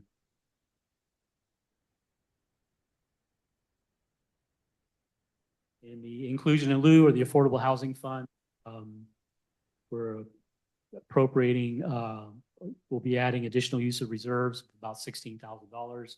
Also, there was a calculation error with the interest allocation. The fund actually will be getting 230,000 instead of 135. And then we're looking at approximately $131,000 increase in appropriations. And that is for use of consultants, urban planners, and Good City. They will be doing, urban planning will be doing the housing element update. Good City will be doing town work associated with affordable housing. And so instead of that being charged to the general fund, that will be charged to the Affordable Housing Fund. And then we have 2 nonprofits, the Human Investment Project, or HIP, and Heart of San Mateo County. They will be implementing some affordable housing programs in relation to the housing element. And then additional funds will be needed for legal review, as there will be significant time for Catherine to review staff reports and calls with urban planning and any housing element update.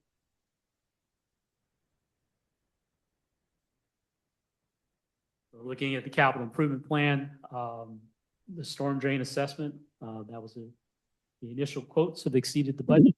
So we're going to be deferring that project to fiscal year 26-27. We did budget 50,000 for this year. However, the first quote we received was about $300,000. So we got to go back to the drawing board on this one. The Valley Oak Trail Bridges, when this project was adopted, the initial plan was that we would be receiving about a $73,000 check from Plan JPA to rebuild. However, since then, there's been, we've looked again at this project. There's questions about the location of the bridges. Are they within town property? Are they within PV Ranch? Was the scope of the rebuild field appropriate? Did it include all the what needed to be rebuilt? So the 50,000 that we used for the storm drain projects, we're going to reallocate for the Valley Oak Trail bridges to do the survey that is being required or being asked from JPA, and also any legal review for Catherine's time. The court resurfacing project, there's a scope revision. This project was initially identified to be for use of Park and Lieu funds.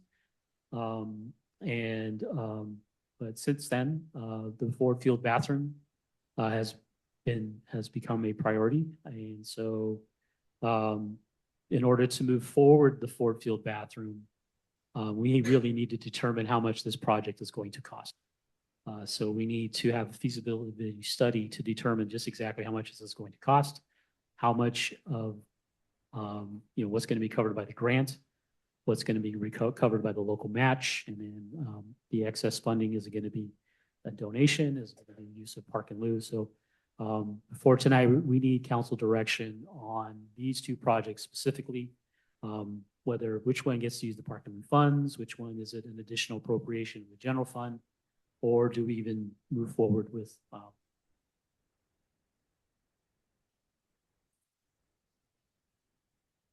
so the grant fund was the project that was used for the Valley Oak Trail bridges. And as you can see, we reduced the capital grants appropriation by 70,000 or 71,000 and reduced the expense of 71,000. The other two projects are still ongoing.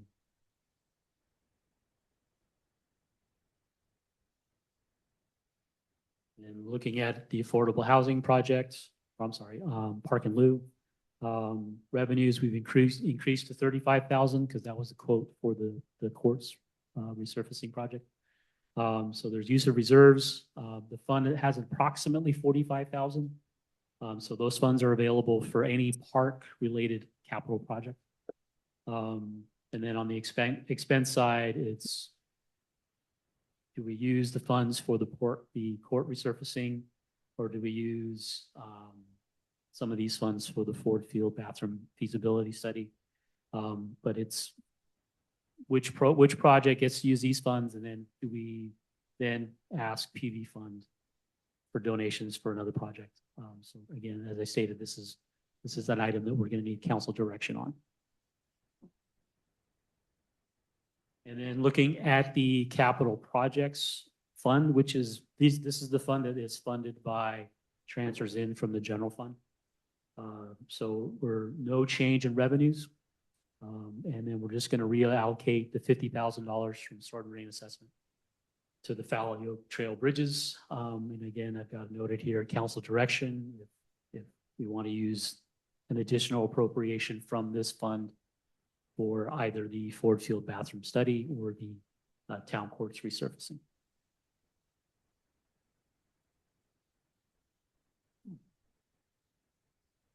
So looking at the schedule of changes and appropriations for the mid-year, this is all funds. As you can see, there's $126,000 increase, but 48,000 again is the general fund. Open space is 10,000. Gas tax is a reduction in revenue, but it's not a reduction in gas tax revenues. It's a reduction of the transfer in from the general fund. Park and Lieu is a $5,000 increase, and then inclusion in lieu over its $230,000 increase in revenue, $131,000 increase on the expense side. The road maintenance districts just trued up their budget to what their allocations are going to be in regards to property assessments, and then what they have planned for on the expense side. Basically, I budget up to what their fund balance is. because sometimes we'll just get a request in from them. Invariably, it's not scheduled. And so having the appropriation in place allows us to spend their money. And again, these are custodial funds or fiduciary funds. We are just the custodians. They tell us when to spend the money, how to spend the money, and it's all run through our AP process. And then on the customer deposit side, which is our applicant deposit, we've used historically $475,000 for revenue and expenses as a place marker. However, at the end of each year, we significantly collect more revenue and we significantly spend more. But since this is project applicant money, it's technically not, general fund money. So I've increased the appropriation on both sides to match up with true activity in this fund. But it's again, this is monies received from applicants for their projects that are being funded through building and planning.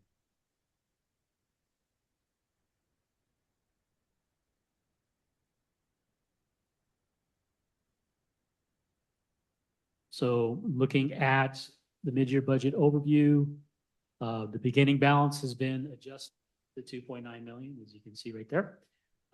Revenues have not changed, expenses have increased, and since we've increased reserves by 700,000, we're not using reserves to fund the transfer out, which we had in the original budget. So we're projecting to have an ending balance of 2.65 million. And then looking at all the other funds overall by the end of 25-26, according to budget, our total fund balance will be 21.65 million, and that is all funds.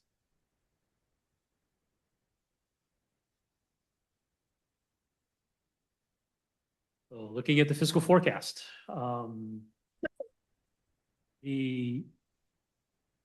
without new revenue, we are looking at the, well, first let me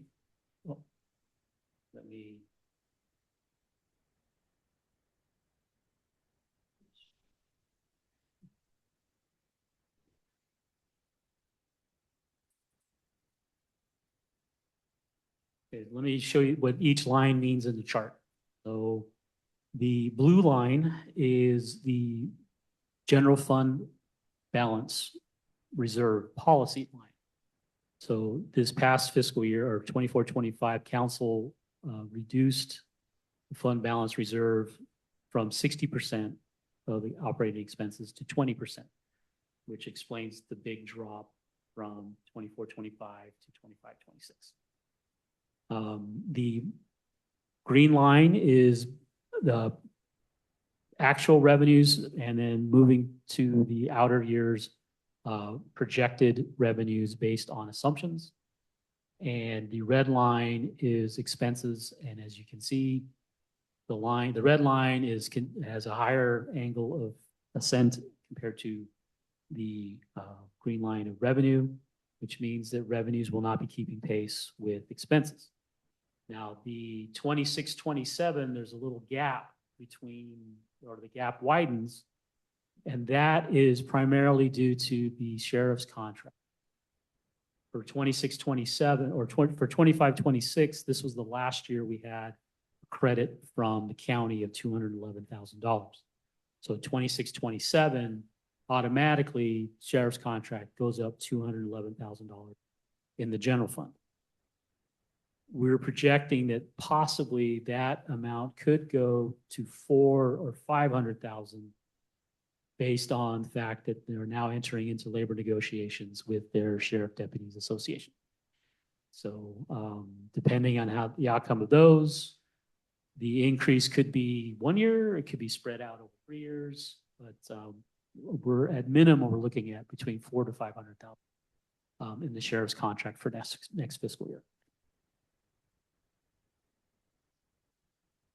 So with that being said, again, without new revenue, by 27-28, by the end of 27-28, our general fund reserve will be at the 20% minimum. For 28-29, we will be below. 29-30, we will be below. And 20-30-31, we could be in the negative. In order to keep the fund balance reserve at minimum, the minimum 20%, we will have to come up with some significant cuts on the expense side. And I'm not going to speculate on what those will be at this moment, but you've seen this, you've seen the categories, it's salaries, it's benefits, it's services, it's consultants. Every category will be impacted.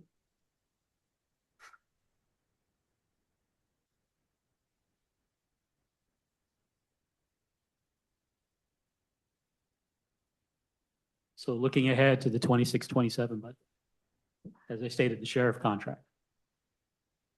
Again, initial increase anticipated between 400,000 and 500,000 with the expiration of the credits and with labor negotiation. On the personnel side, every year the staff gets a COLA. That's going to be a question. Looking at benefits, PERS, and these benefit costs, the town does not have any control of. PERS, we're looking at a 1% increase. The UAL, we're looking at a $30,000 increase. Medical premiums is a 9% increase, and that's on average. CIP, ongoing funding for capital improvement projects is going to be an issue from the general fund. And then looking at revenue enhancements, we should be looking at any contingency planning should the revenue measure not pass.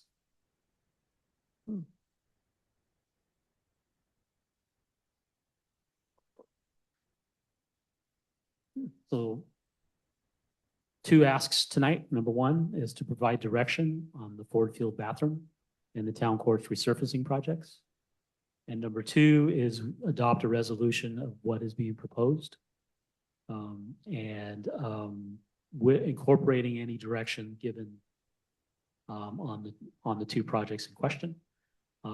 So the numbers that are in the resolution may change, but if you can give us leeway on adopting or updating numbers post-adoption.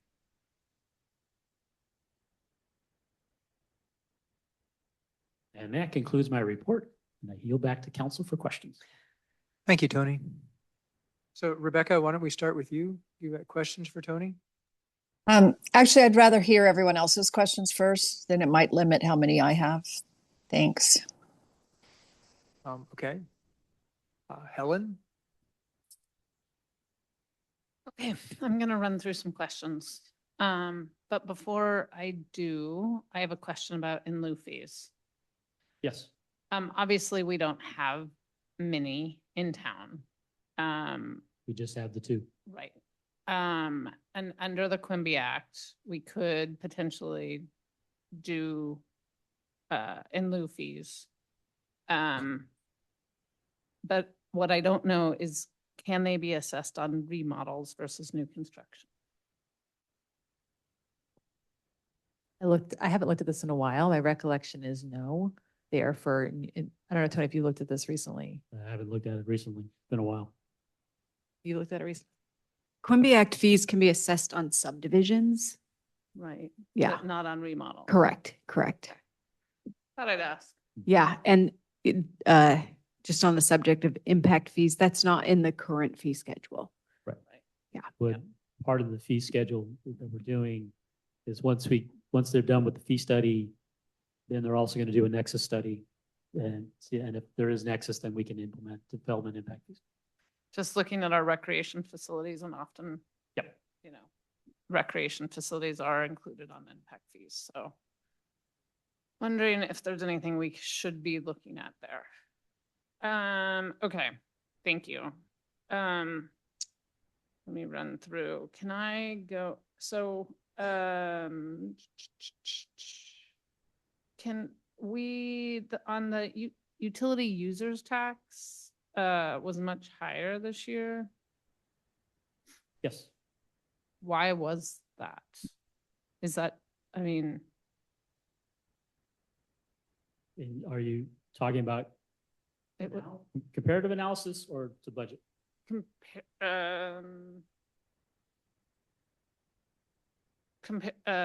budget. Budget? Yeah.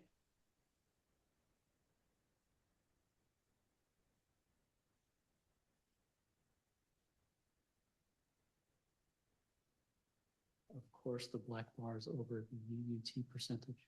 Yeah, 131%. It looks like it's 43% of budget. Again, there's timing differences in regards to, it's collected, even though we collected in December, it's utility UUT through November. Okay. Just wondering if, so just timing basically? Yes. Okay. Also, part of the issue we had in developing the budget is because prior year transactions posting was incomplete, we didn't really have true numbers. I mean, I've got true numbers for 24, 25. I've got true numbers for 25, 26, so I can further refine the budget projections for all of these revenue categories, because the last 2 fiscal years, the entries have been clean and more timely. Okay, thank you. Let me make sure.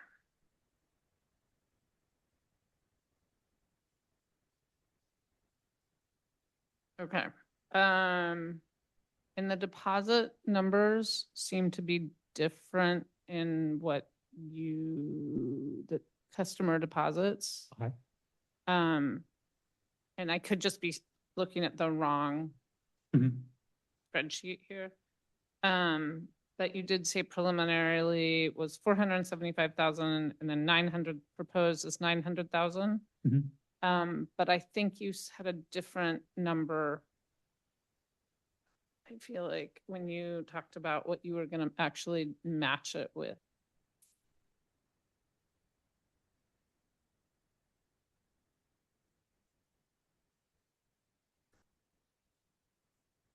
So we're increasing revenues by 425,000. Ah. We're increasing expenses by 420. I mean, it's Right. Okay. So That I mean, makes sense. it's no change in regards to impact of fund balance or budget. Yep. Just, we've historically used 475,000 as a placeholder. Right. But the activity in the fund is revenues exceeded that number, expenses have exceeded that number. So it's just to bring the budget more in line with actual activity. Right. And do we have a number for what a COLA would be for at this point? Haven't seen the CIP for February yet. So that's the number that we usually, that's the number we use for determining. Okay. Okay, that's my questions. Thank you. Thank you. Mary? Questions. Beautiful. And that's not a question. I'd say I have answered, I feel like Rebecca has helped to answer almost all of the questions I have. I was initially a little mystified about the planned deficit and how you chose that number, the 215,000, and whether it's structural or whether it's conservative risk management. But I think I sort of have it figured out, but maybe you can help me understand it better. That was the number that was adopted By council. that came We to we us. did Okay. we did agree to deficit spend because we were having issues with planning and building. Yes, yes. So is it structural or is it? We do have a structural deficit, as you saw on the chart. Right. Where expenses were going higher Yeah, than revenue. right. So the pickleball court and the bathroom would further that deficit. We couldn't Not if cover we it. use funds other than the general fund. We can use park and lieu, we can say, we go to PP fund and say, town council, it's already a council approved project. But we identified park and lieu to pay for the courts. But if we want to use park and lieu money for, say, the feasibility study, then we can go to PV fund and say, this is a town approved project. Can you please fundraise for it? Or the Parks and Rec Committee. So I mean, why is that not going to worsen the budget, the deficit? because it's not impacting the general fund. Okay, thank you. Yep. Thank you. Judith? A couple of more qualitative questions. The budget overview of the general fund. Just give me a sense of the software slash GIS, what we're doing on those line items. Okay. So this is, we've made the determination that EnerGov is not working for us. Reporting, and I mean, the interface between EnerGov into OpenGov is a manual process. And there's no online payment. We already have that functionality with OpenGov. We are already using the permitting and licensing module, but it's for our rentals for our fields and community hall and business license. So we're basically saying we're starting over. We're going to use OpenGov. We're going to enhancement. We're going to build models for building planning, code enforcement, public works. And this is going to be a significant investment. But OpenGov has unlimited licensing. It has unlimited support, or it's not an additional cost. So yes, the annual subscription cost will be higher than what we're paying for EnerGov, but we are going to be receiving more benefit. OpenGov has been very responsive on the finance side. They've got dedicated service ambassadors. We can call them anytime. They can walk us through the process. It's been very beneficial. Also, in my experience, OpenGov to me is probably the one platform that all departments can use within a town or a city. Previous cities that I've worked in, it's finances on one system, community development's on one system, Parks and Rec are on another system, and getting them all to talk has always been a challenge. We have that opportunity with OpenGov, and so staff feels that EnerGov's not working. Let's fully develop OpenGov, and then that way, more timely deposits, online payment, customer service portal. We just feel that OpenGov is going to be the better solution for building and planning. And this is also a council priority of enhancing customer service for building and planning. Yeah, that was my point, that it's all designed to get us several different types of benefits, including streamlining, permitting, and fees and services. Okay. But from a finance perspective, I'm really, really good. Yes. Not least. Yeah. That's great. And is there a big time investment? Like, are there other costs of onboarding, or is that? So the initial, the cost for implementation is gonna be about 50,000. And then there's gonna be ongoing annual subscription, but it's gonna go up significantly from what we're currently paying, because it's going to be a more robust module for us. Okay. But yeah, there will be interaction with staff and OpenGov, because we've got to build the interface pages. There's mobile app. Okay. So there's going to be some time consumed with staff working with OpenGov, but it's going to be about a 5 or 6 month window. Okay. So there's going to be some overlap between once OpenGov gets fully implemented, and we're still going to be using it. It's not like, hey, we're going to put OpenGov in place in March and EnerGov's out. Yeah. We're still going to have some activity in EnerGov that eventually at some point will be transferred into OpenGov, the historical aspect. But that's factored into your budget Yes. numbers? Yes. Okay, that's great. Town geologist for the safety, what's that? It's about a $5,000 increase, Oh. but it's for elements or safety element review. Okay. The sheriff contract renegotiation, you're saying 26, 27 issue. Do we know when? No idea. Okay. No need to We're just speculate. notified of that a couple months ago, I think, that they were entering labor negotiations. But I mean, we should get some notification May Okay. before the fiscal year. Okay. And then the last question, the question you want us to answer on the court resurfacing versus Ford Field bathroom.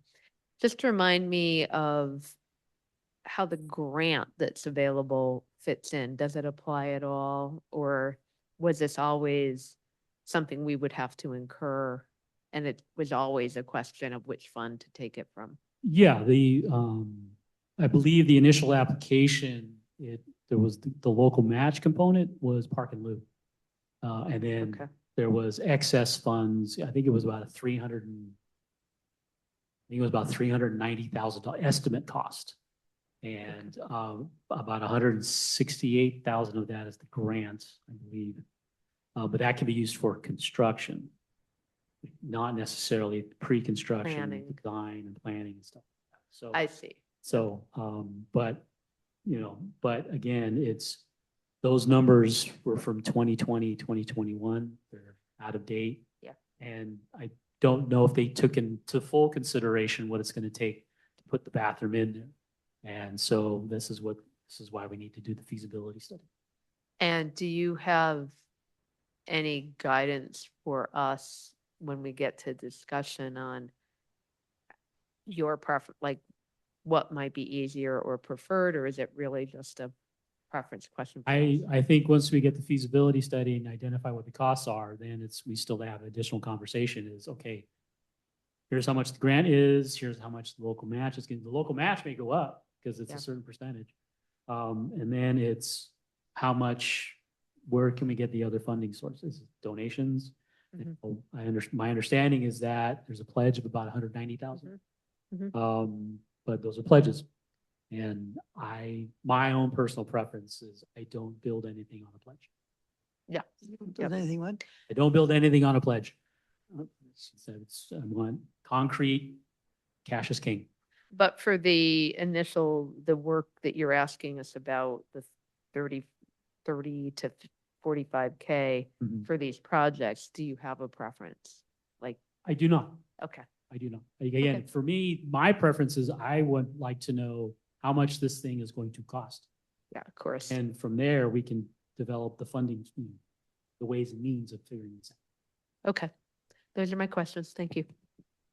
Thank you. Rebecca? Yes. First, let's see.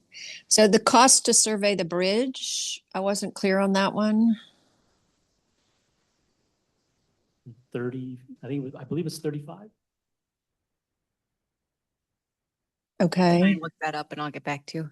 Just give me 1 second. Okay. Um, But I mean, between the survey and legal time, it's about 50.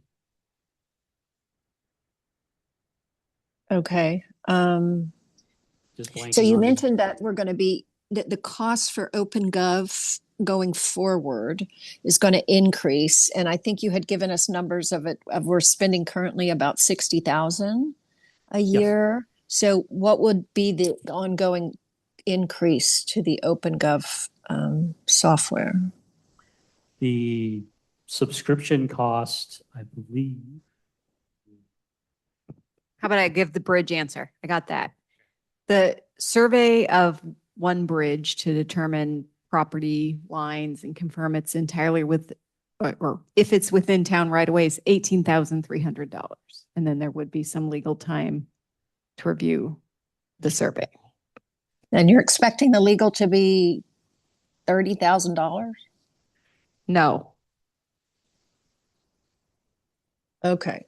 Because we're talking about 40 to 50,000 you wanting to budget in there. I think our logic was that we want to make sure we have adequate budget for that project because we don't want to have to come back to the council again. Certainly if there's savings, we'd roll it back. But right now it is a priority to move those bridge repairs forward in a timely manner. And can you remind me where that cost is in the mid-year budget overview? It is currently, the 50,000 was currently allocated for the storm drain assessment, which we're going to defer. So we're going to use the 50,000 from that project to fund the Valley Oak Trail Bridge survey and legal review So it's under capital improvement? under capital improvement. Okay, but it's not an increase in appropriation. right. Okay, I understand that.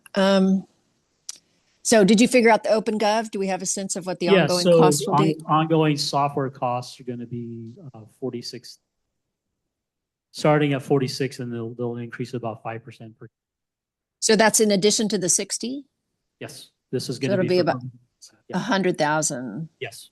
Wow, that's a lot, but That's all modules. okay.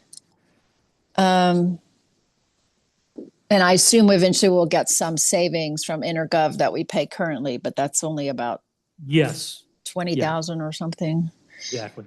But the other thing is, you know, with EnerGov, if we wanted additional licenses, we would have to purchase those. With OpenGov, we don't have to purchase those because those are limited. Okay. If for training, any support, EnerGov would be sending us a bill, whereas OpenGov, it's all included. So yes, there is going to be an increase in cost, but we are going to be receiving much more benefit from OpenGov and support than we were getting from EnerGov. And when you provided us the 26, 27 sort of plans, is that already incorporated in there, the going forward, the increase in the software? It will be. Okay. It will be. So under the implementation of OpenGov, you had Mhm. mentioned when in my questions, and thank you so much for answering all those questions, that the implementation of OpenGov was going to be 140,000. But I'm unclear when I look at mid-year budget, where it says only 112,000 for building and planning software. Is that just in terms of what's going to fall into this fiscal year? It's also built into the consultants as well. Oh, okay. Yeah. So it is already included. The entire implementation of OpenGov is okay. Yeah. Perfect. So for street resurfacing, do we not have access to any kind of gas tax or road funds to cover that? We do, and that is budgeted. But what's included? But it looks like am I confused here? It seemed like your list said that it's coming out of the general fund. Yes, the general fund had $140,000 transferred into the gas tax fund, but the gas tax fund does receive its own gas tax revenue and SB1 funding, and those are allocated out. A portion of it is used for street resurfacing when that is in the budget. Okay. And then you want us to comment later about the Ford Field and the court project. Originally, I just want to recap what my understanding is. Originally, the courts was going to use 30,000 out of the park and lieu fee to resurface them. That's now going to cost 35,000, correct? That's what the quotes came in, a little bit more than 30. Okay. And then the Ford, we have a new cost now of 40,000 to do this study. Is that my understandings? And furthermore, my understanding is that the Park and Lieu Fund has 45,000 in it currently. Correct. Okay. And then the cost for these two, are they at all in the budget at all? There's nothing, right? Just only the courts. Only the 35,000 in park and lieu, but if you want to use park and lieu for the bathroom, then there will be an increase there. If you want to use park and lieu for the court resurfacing, it's already there. If you want to use another funding source for the bathroom study, then that would result in an increase in appropriation and the only other fund that we have to do that is the general fund. Okay. So that's not at all, there's no 30,000. We're kind of short. We're short. Well, we're short 45,000 essentially. We're short for the feasibility study. Right. So 40,000. And those are quotes you've already gotten? Yes. Wow. They charge a lot of money for, have we asked around at some of the other municipalities that have just done projects? Like I know Atherton Library, the JPA Library just got quotes to actually redo their children's library out, a children's they're doing a children's garden right outside the library. Have we looked around at all to see if there are what the going costs are? Because I mean, if I was to look at this, yeah, have we done that? That's my question. Well, part of the issue with the courts is they haven't been resurfaced. No, I'm talking about the Ford Field now. Sorry, I moved forward. Oh, Ford Field. Yeah. Well, the quotes were from Landscape Architects. And this is what they do. But I don't believe we've looked at other cities as to what they've done. We just received quotes from Landscape Architects. So the quotes from Landscape Architects are not actually to do the landscaping design. They're actually to do. Want to chime in? Hi, Darcy Smith, Town Manager. So if you want to know the scope of the work, it's actually still posted on the town website in case any of the public are wondering what this is about. But the town issued an RFP for several different tasks related to the Ford Field bathroom and concession stand potential project. And what we're talking about funding right now is the preliminary analysis. And we did get 2 proposals from well-known landscape architecture firms that operate throughout the Bay Area. I've personally worked with both of them before. And that is where we got the cost estimate for this work. And I would emphasize it is a very comprehensive preliminary analysis. You just heard me say that the survey for the one bridge is $18,000. This bathroom project would also require a survey because Ford Field and we don't have an existing survey out there. And that survey is a large part of the cost, as well as site reconnaissance and looking at the different building siting options. Those who've been following this project know that the council met and there's 3 different options for the location. There's various different options for the building. So what it would do is look at all of those options, meet with the town council, prepare a memorandum, and ultimately have a cost estimate for the project. And for a project of this magnitude, I think it's a reasonable cost. And again, both of these firms I've worked with for almost 30 years in various projects. So I believe their costs to be accurate. So Are we going to be doing a survey of the entire 7 acres or just sort of the area that potentially would be developed? correct. So the main Ford Field, you might recall that there's 3 different locations. One of them is way off and beyond the baseball field. And then one is in the parking lot and one is in the existing location. And isn't it the case that the council decided not to pursue the one that's far off? I think that was the least preferable option, but I don't think it was entirely dropped. And then again, the project went to the Planning Commission and ASCC, and they recommended continuing to study the options. I see. Okay. Okay. I guess my hopefully last question is, so the total increase that we're looking at is around 48,000 towards deficit spending. Is that my understanding? And that does not include the increase 40,000 for this Ford Field study, correct? That is correct. Okay, great. Thank you so much. Thank you, Rebecca. So my first question is, help me understand the CIP a little bit better. So you had us $691,000. Is that money we've set aside for future CIP? I didn't quite understand that number.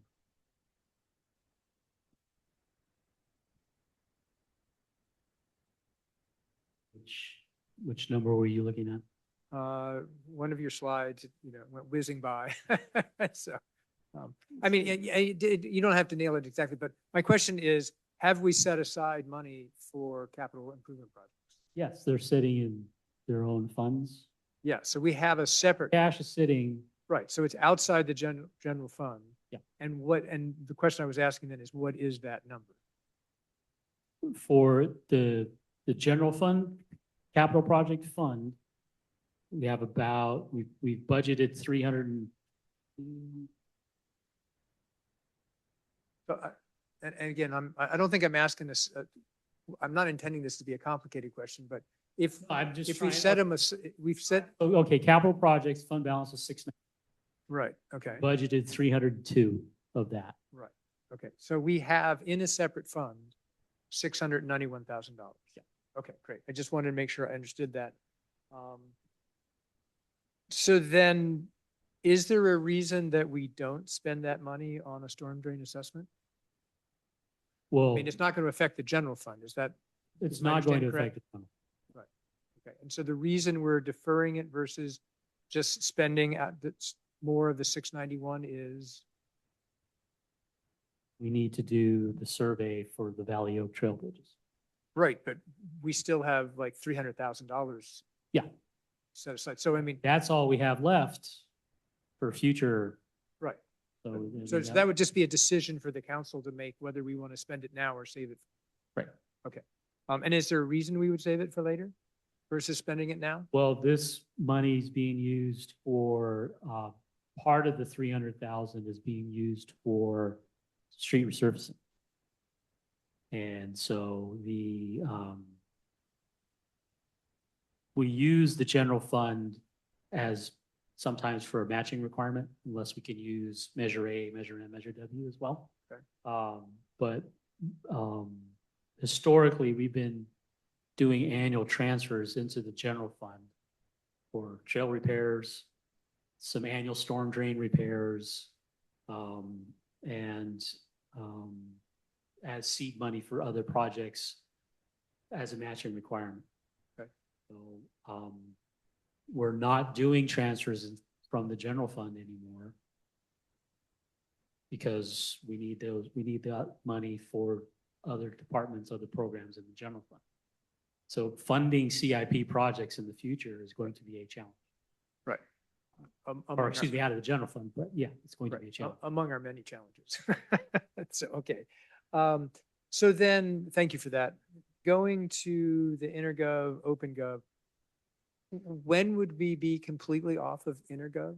I mean, what's your rough estimate? I mean, is it by the end of this fiscal year or is it sometime by the end of this calendar year? I was just trying to get a sense for when do we sort of completely cut over? Probably the end of the calendar year. Okay. So then we'll have some expense on InterGov next fiscal year as well. No. The expense for OpenGov or InterGov this year. Yeah. Just extends the subscription into next fiscal year. Okay, so It'll be the last payment to InterGov is this year. got it. And then after that, we have no more payments to them. Now we're done. Got it. Okay, perfect.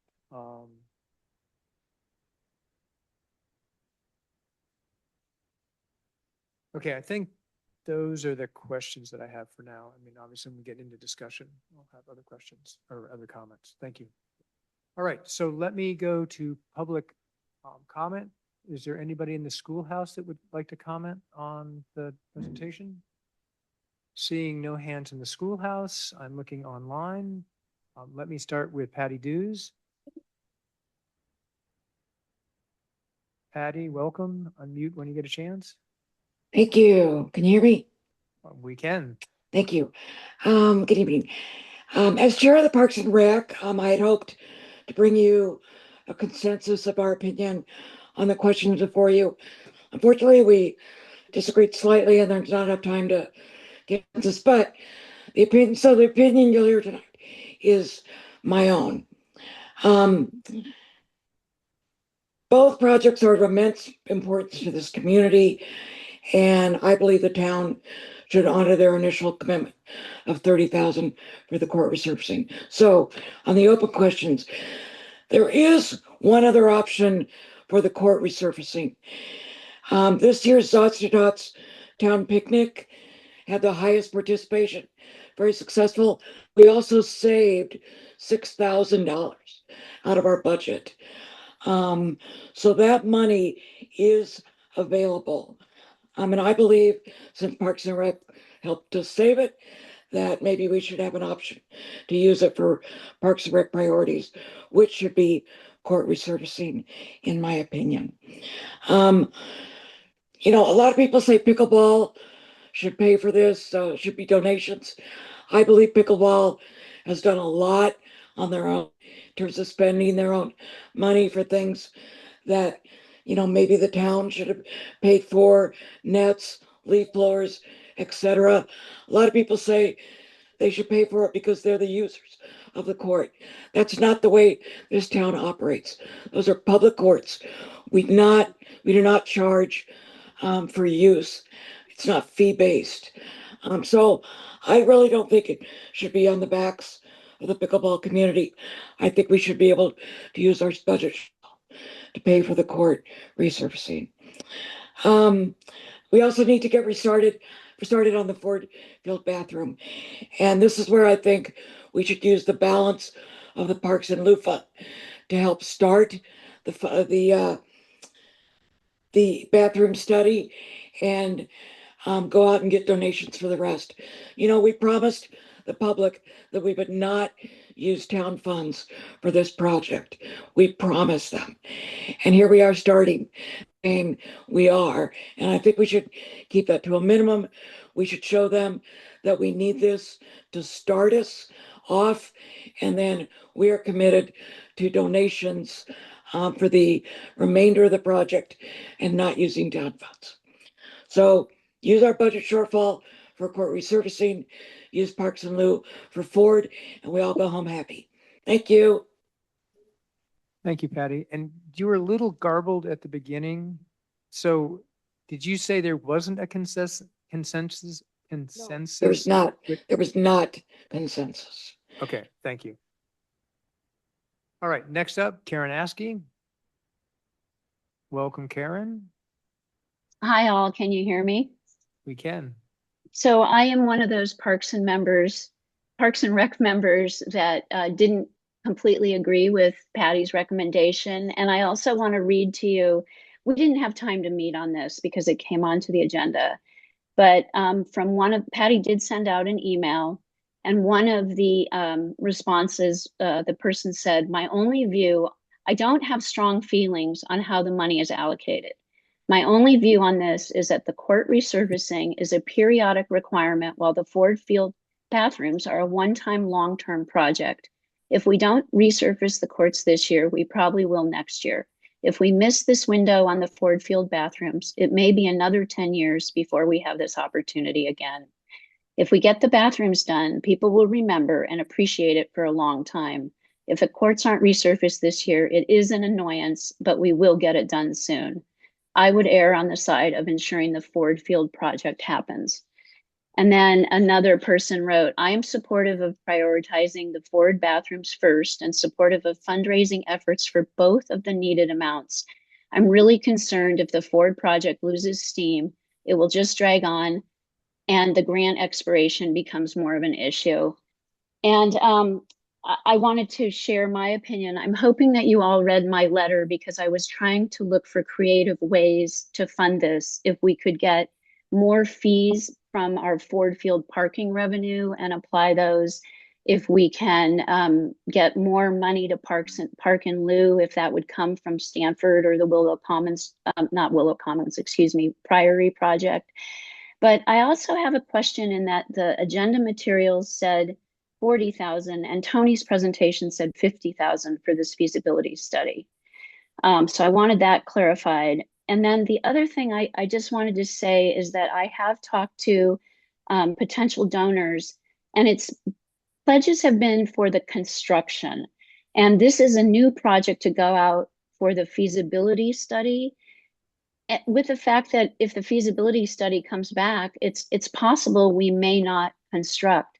So we would have to start our fundraising efforts now, and it will take time. And I'm not sure we can afford that time.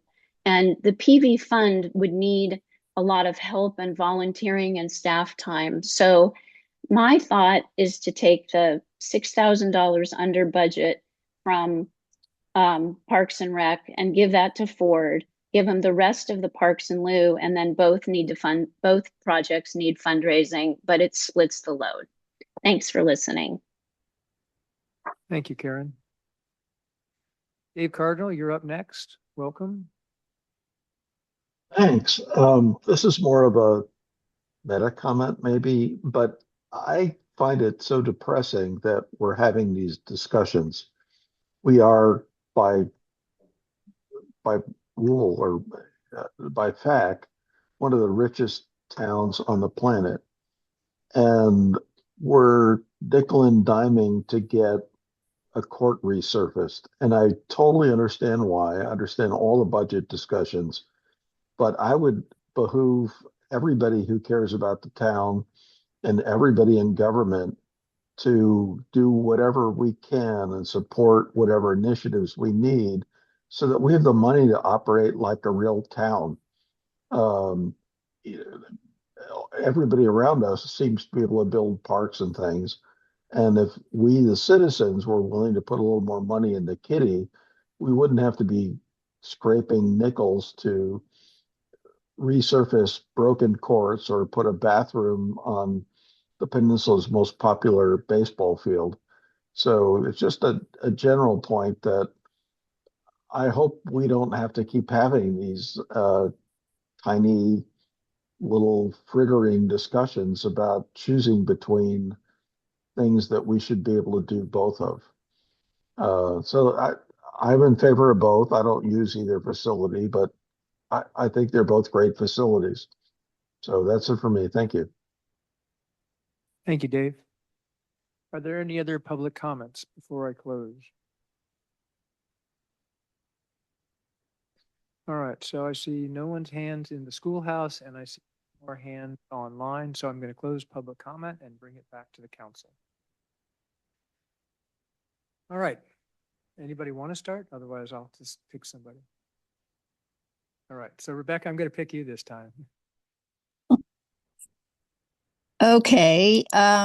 In general, I approve of the updated mid-year budget for the Ford Field and tennis courts. So that's a tricky one. Of course, we need to do both. I tend to agree that the Ford Field is a more pressing one. In terms of where to get the money for it, that's the hard part. I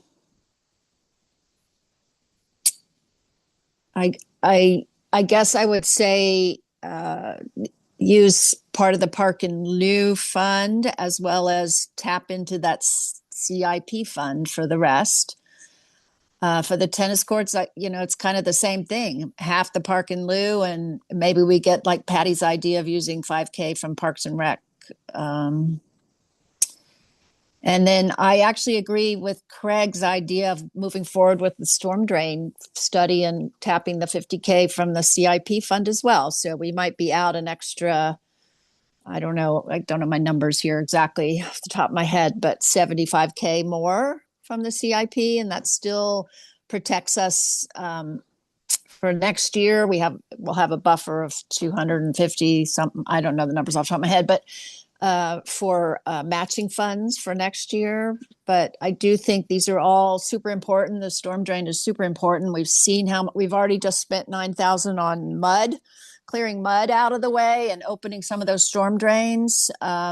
Storms are going to get worse over time. So I do think it's really important to move forward with that storm drain study so that we know exactly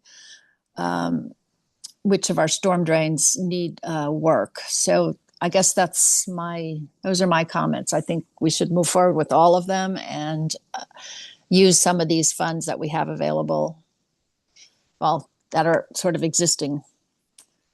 All right, thanks. Oh, I should say also a couple of other things. One, I want to thank Tony and the finance team. The work that you've done is incredible. I really appreciate how much effort you're putting in to really straighten out our finances. And I also am thrilled to hear that we are consolidating onto one software platform. Thanks. Thank you, Rebecca. Ellen? So somewhat similar to Councilmember Flynn, but very similar in saying thank you to Tony, to you and your team. The Ford Field is pressing because we could lose that grant But I absolutely, but what I'm gonna say first, actually, before jumping into the bathrooms and the Ford, and the court resurfacing, I'm incredibly concerned about the storm drain assessment and we've got to get that done, right? So I'm not for stealing money from that pot at all. In terms of the court resurfacing, in the bathrooms, I do, if Parks and Rec is okay with it, it's unfortunate that there was not consensus. I love the idea of getting that's $5,000 or $6,000 and then fundraising. And that would, for both projects, actually, I absolutely support going to the PB fund. That's why we got it set up. You know, we're $45,000 short for the bathrooms. It's not clear to me how short we are for the court resurfacing. Well, it's 35 for court resurfacing, but I need to clarify something. Perhaps I wasn't clear. Okay. Presentation. Storm drain assessment quote was 300,000. Right. Yeah. Which is So, $250,000 more than budgeted. Right. So also another, we didn't set up PV fund. Sorry, what was the last piece? We did not set up PV fund. PV fund is completely independent. Right. Thank you. From down. Right. So And we could ask them. we can ask them. We can ask them. Town approved project. Right. But there, we do have the storm drain assessment and the storm drain repair. So that was budgeted for 70,000, like, right? Yes.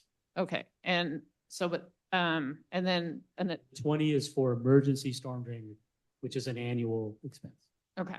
But, okay. So I don't want to take that money away that we've got budgeted for that. It's going to be more expensive. I understand that, but I really don't want to take any of that money and use it for our recreation facilities, is what I'm saying. Does that make sense? Was that being proposed? Yes, and that money that fund CIP project is for facilities, it's for roads, it's for trails, it's for for anything that's town owned. Right. Using it for a recreation facility isn't appropriate use. Is not. Is an appropriate use. Okay. Right, but what I think what Helen's trying to say is that she would not use it for that. Right. That was. Thank you. Yeah. We're That- not gonna be using it at all this year Right. Well, when we have. do we another- need to put it in? I would put it in the piggy bank for hopefully for next year when we need $250,000 more instead of another 300,000 potentially. What I would recommend is, you know, using the park and lieu fees you know, as well as then the $5,000 if Parks and Rec is okay with the $5,000 or $6,000. And then asking PB fund to fundraise for additional funds. Tony doesn't look happy with my idea. Oh, no. Okay. Stretching. Okay, so that, so that's, those are my comments. Did you need any other direction? Did I forget anything? No, we're good. Okay, great. Thank you, Helen. Judith? So just to clarify, you weren't taking money for the resurfacing or the bathroom design out of CIP?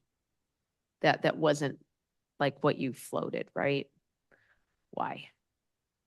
No, the proposal, one of the proposals is to use the 50,000 that was allocated for the assessment.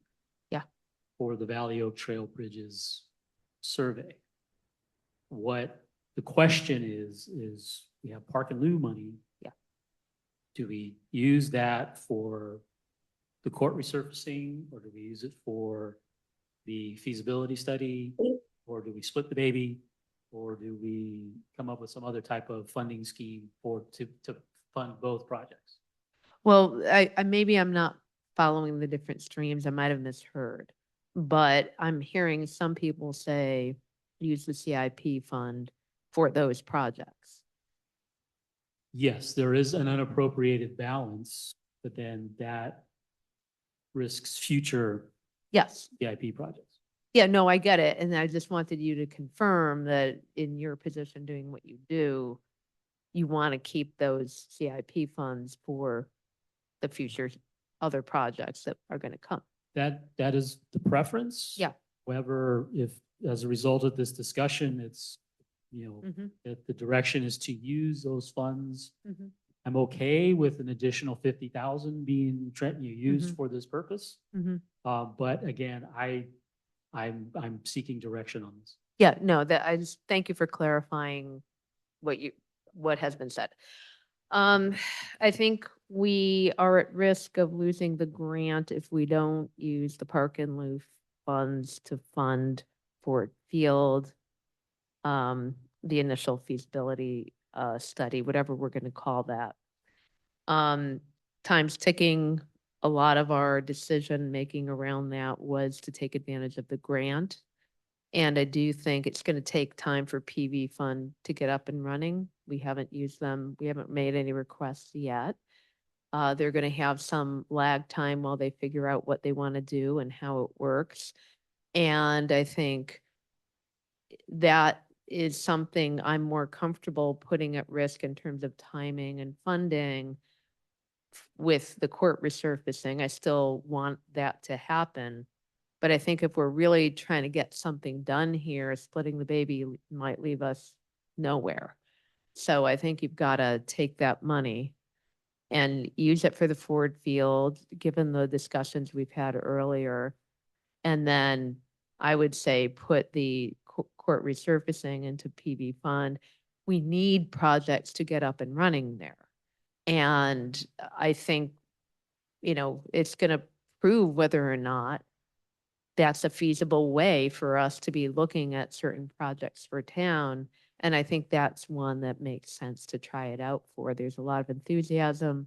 I personally believe people will donate. And, as a backstop, we can look at that happening a little bit later if it doesn't work. But I think you're really going to lose the grant availability if we can't get our ducks in a row to figure out what that looks like. I take the public's comment that it is depressing to talk about the nickel and diming. I'm front of the line for that. But that's where we are. And we got to get real and we have to be very disciplined about what we're doing here. This year is about locking and loading on financial or revenue enhancements that can help us get beyond 2030. So these are painful choices. I don't like any of them. I want to do all of these. But I think I would limit what we do to Ford Field feasibility, using the in lieu fund, and trying our best to get PV fund up and running for the court resurfacing. And the storm drain assessment has worried me for a few years, but is now the moment to start spending ahead of time. I can't support that right now, unfortunately. So that's where I am. Thank you. And thanks for all the work you're doing this year to educate us and to present the choices we've got to make. And it's our responsibility to figure out the right path forward under challenging circumstances. These are not easy choices or easy discussions. So thank you. Thank you. Mary? Well, I think now's my time to thank you. You've done such a great job with making this really clear, and we all hate stealing from Peter to pay Paul.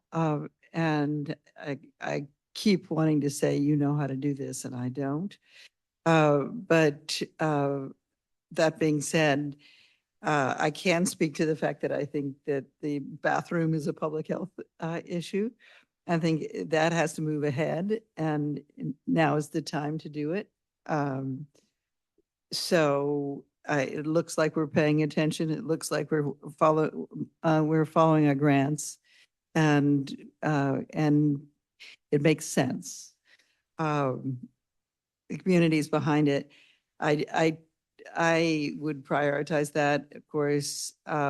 Community well-being and facilities, recreational facilities are very important. And there is a lot of enthusiasm. I hope it'll be an incentive for getting the PV fund going. I am continue to be slightly mystified by why it hasn't happened. But it's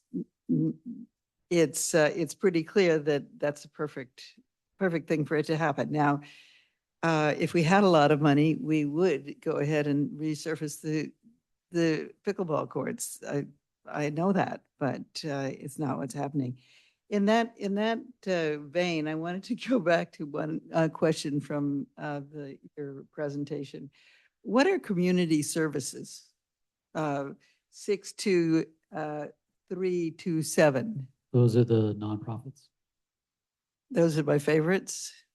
the general. Our donations. Does that include the? It's when we give monies to like Heart JPA and Fora, and it's all the nonprofit funding. Right. So I think, and I wonder where my airport roundtable of $1,500 comes out. I believe that comes out of dues, not out of community services. It comes out of dues. Yeah. I guess in my 5 seconds of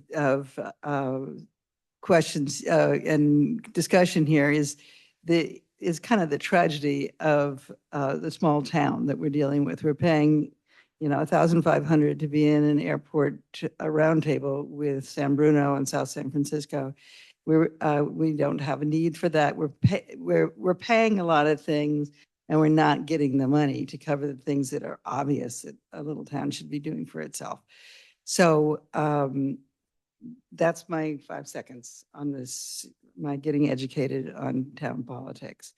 That being said, I think we're doing the best we can, and we've got a couple of things we're going to actually accomplish that are extra capital improvements, and congratulations. That's it. I approve you halfway the midterm. Mid-year. Mid-year. Thank you, Tony. So yeah, I'm comfortable with your mid-year adjustments. I think being slightly more in debt for the things we're getting is worthwhile.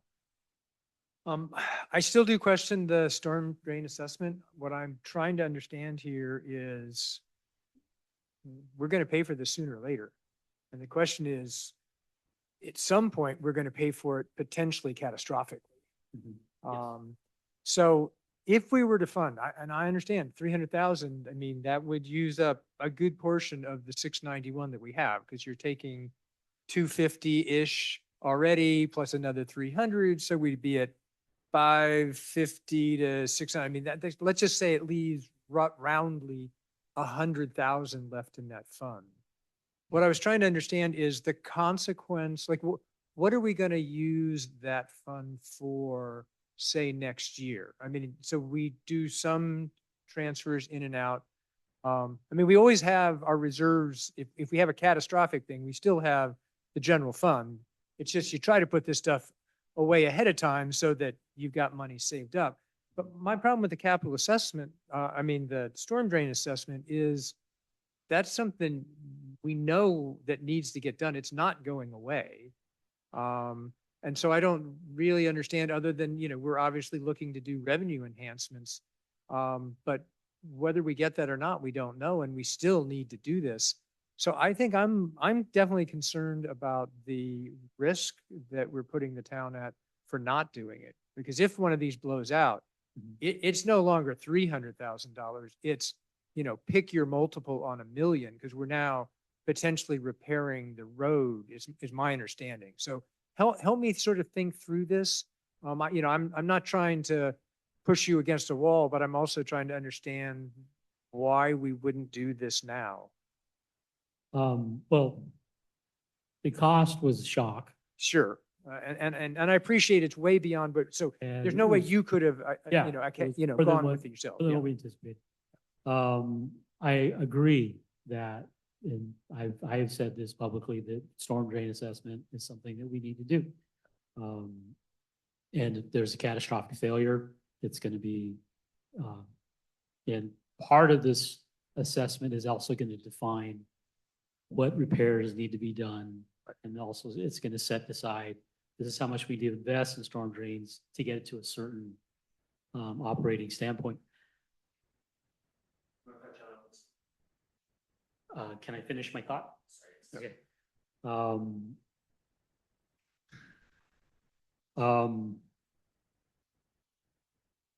Yeah, go ahead, Robert. I mean, you were in the middle of, if we have a catastrophic failure. Yeah, if we had a catastrophic failure, but I've lost it. Okay, it'll come back. I mean, so Robert, why don't you come up? Why don't you add your 2 cents, and then Tony, I'm sure it's going to come back to you, and then we'll finish it.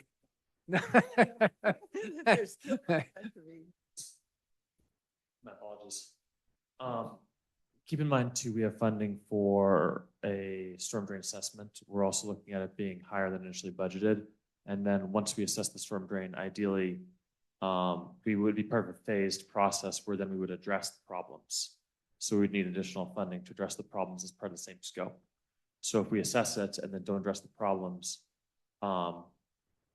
it's kind of like if you go to the doctors and you get a test run and then you don't have the money to actually address it, you'd then delay the issue longer. And then ideally you'd want to address it at the same time rather than wait. Does that make sense? Well, and the only issue I have with that is it's like, don't go to the doctor because you don't want to know you're sick. Like that can't be the right answer. I understand that once we do this, there'll be additional costs. But one question I had is, if we did this assessment, when would we get these numbers? Because if we're going to go out and do revenue enhancement and we say to the public, one of the reasons we're doing this is we have, this much that we need to do in storm drain repairs, that becomes a reason why the public should support revenue enhancement. So I see that as potential positive.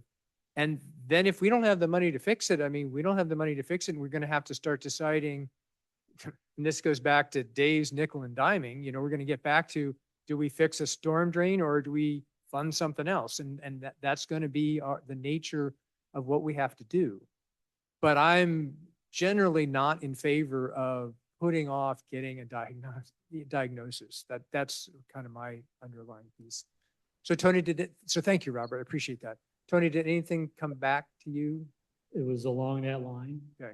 but it would be identifying how to pay for it. Right. Could I interject something to the Yeah, chair? just Rebecca, I see your hands up. I'll get to you in a minute. Okay.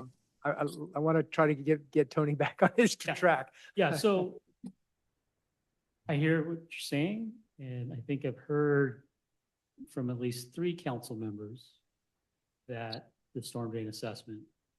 Well, I think we're going to come, before we But I'm just trying to. decide, yeah, before we decide on this, I'm going to bring it back to the council because this is a big enough issue that just because we've sort of opined, I don't think that's strong enough. But Rebecca, why don't you make your comments and then I'll finish up. Yeah, my comment is, you've gotten a new assessment quote for $250,000 for the entire town. Is there some reason why we can't phase that as well, the assessment? So let's deal with, say, Wayside and Santa Maria area, have those storm drains evaluated first, or whatever area in town has the most potential issues, and do the assessment just for that area for a much lower amount because it's a much smaller area. And then we get a sense of costs and a sense of what's necessary. And it's a much more confined project. And then we move next year into another area and we assess that and we figure out what needs to repair and we start those repairs. It's just sort of a more phased approach with both the assessment and the work. Thank you, Rebecca. I believe that it would be cheaper or more cost effective if we did the entire town at once than piecemealing it one by one. Yeah, because there's sort of a startup cost on each one of these. So, okay. But right. I just want to say that, if we want to fund it, let's go for it. Yeah, no, I get it. So let me finish my comments, then I'm going to bring it back to the council on this one issue and see if we can make a decision for you. So then going to the park and loo, which is the other question that you're asking. I'm comfortable using the 45K park and loo. I sort of wish that Park and Rec had come to some consensus on where they wanted to spend it, because that would be the ideal thing for the committee to say, please direct it here. I'm comfortable with spending all of that money. I'm not comfortable spending any other money out of any of the other funds that we have.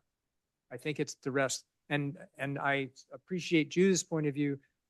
I think there's some time urgency on Ford Field. The other thing is I think studies are way harder to raise for than actual, we did something.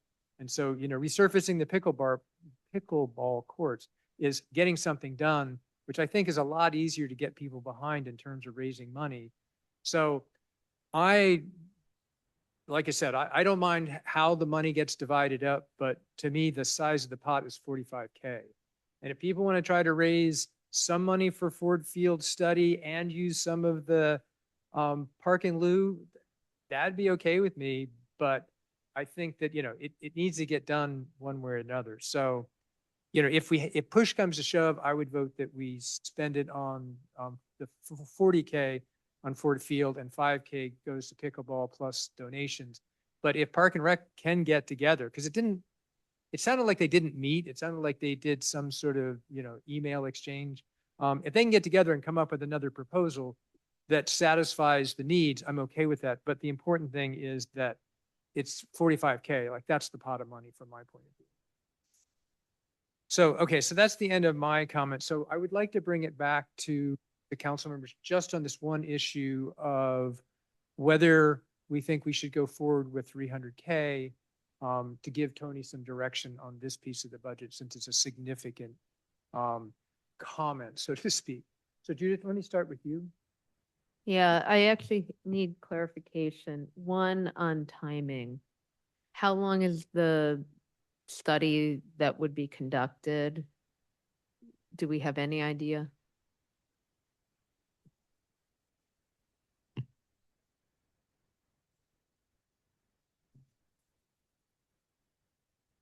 So we got an initial rough order of magnitude. We don't know an exact timeline. We're estimating approximately 3 months. 3 months, okay.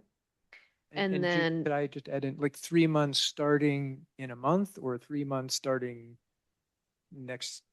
I mean, I'm just trying to get a sense for when do you think they'd start? Just roughly. I'm not looking for an absolute date, but just roughly. It would depend on the company and the company's ability to mobilize. Typically, you'd see within 90 days, we'd ask for mobilization, ideally within 45 days. Okay. so we're talking more like 4 to 6 months from today, Yes, we would be at the looking. earliest. Okay. And then once you get that report, in terms of the report will say, here's the top problems. What is the time scale over which, if you had money, you would be implementing those changes?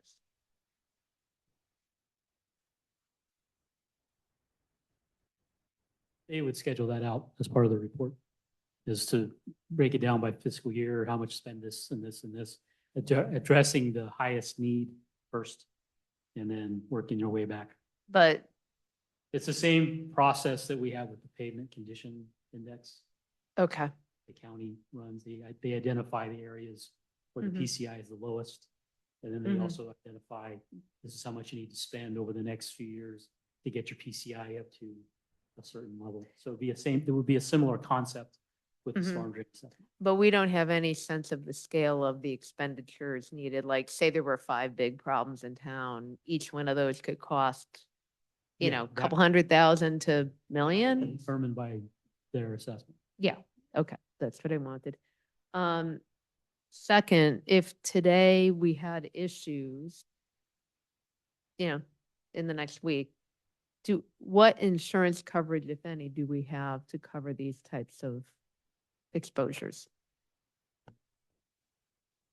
So our insurance pool plan, JPA, does provide coverage for city property. There can be some exclusions, but, generally speaking, yes, there is coverage. There is a deductible, which I think is 25,000 per incident. So that would be one consideration as well. And there could be multiple incidents, I suppose. Tony, do you want to add anything to that? And to piggyback on that, your first question would be, hey, when was your last assessment report done? Exactly. And is it better or worse if you had your assessment last month versus 5 years ago? Right. Or 30 years ago? Yeah, in our case. Is it better or worse? It's better to have a more recent one. Okay. Why? Because we can't take action on it like in the next year, most likely. And we're But gonna we have the assessment report in place. So that factors into Yeah. the availability. Would have identified the biggest needs. But if we had a failure. Right, right. And yeah, then we'd be dipping into the CIP project fund to pay for it. But insurance is available. I'm getting confused. But there's a $25,000. Yeah, but 25K is different than millions. yeah. So that's what I'm trying to assess. What are we talking about our exposure being if there is a problem? Yes, yes. I do want to also talk about just not only public property, but if there were issues that then impacted private property. Right. That would be, additional expenses. And there's some nuances about whether the coverage would apply to inverse condemnation. There can be exclusions. And so I don't have a deep dive into whether they would say yes or no, but I think there is a risk there that when the events happen, there could be damage to private property that could add above and beyond the deductible for the town. Sure. Yeah. I mean, I'm assuming that. Yeah, I honestly, of course, I would spend this money now if we had it. I think going down close to the wire on CIP funds for something that practically isn't going to help us that much in the near future, like it's speculative if it will. I think this year I'm busy focusing on keeping funds where they are and available for one-time urgent things rather than embarking down a path that frankly we can't afford to follow unless and until we have some revenue enhancements. So to me, I still wouldn't spend that money right now. I just wouldn't. So I'll turn it over to my colleagues. Mary? Oh, a question to begin with. Have we tried to get a grant for this? Can we get a grant? And I mean, when I go to these meetings, there's people standing around saying, oh, we can get you a grant. It would cost you nothing up front. We take our fees out of the, can we turn this over to somebody to get us some money to be able to do this? Could I make some calls? That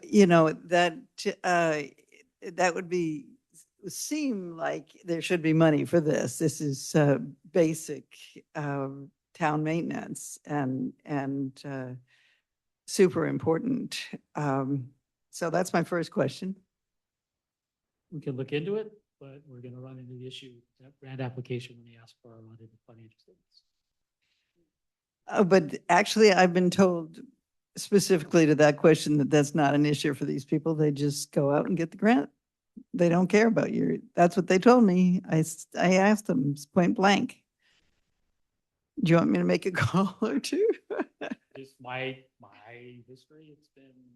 It comes right back to you. Part of the application. It may not hinder. And it may not get in but it your gives you way. a score. It might be embarrassing. The application, it gives you a lower score, not having up. To Yeah, but just think how much progress you made.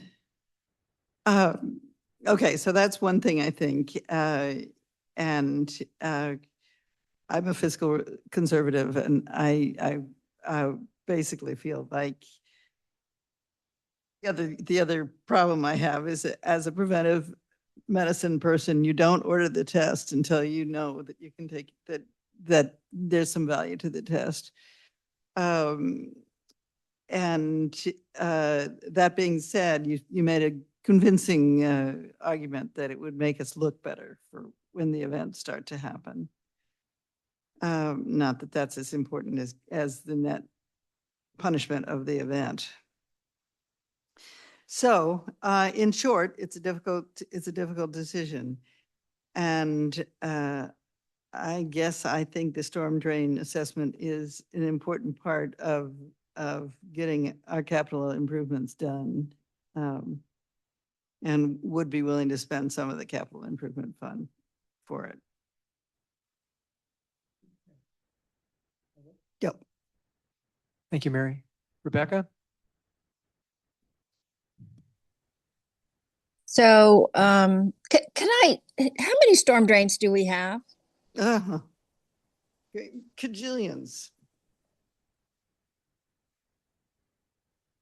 I need to go over an exact count, but we're anticipating approximately 400 inlets. I don't have an exact linear feet of how many culverts we have, but approximately 400 inlets. So 250,000 divided by, say, 500 gets me what? 500 per inlet? Is that my numbers right? Am I off by something, by a zero? I'm just trying to understand the amount of work that's involved in looking at an inlet. So $500, that's 2 hours of work, I guess. All right. So, I mean, my feeling about this is I want to follow up on Judith's questions about liability. Is there an issue with identifying the problems and then not solving them? To me, that creates an even greater liability than not even identifying the problems. I could be wrong, but that's my feeling about it. I mean, if you know the greatest needs and then you don't do anything about it because we don't have any money to do anything about them, then I feel like it puts an even greater risk on us.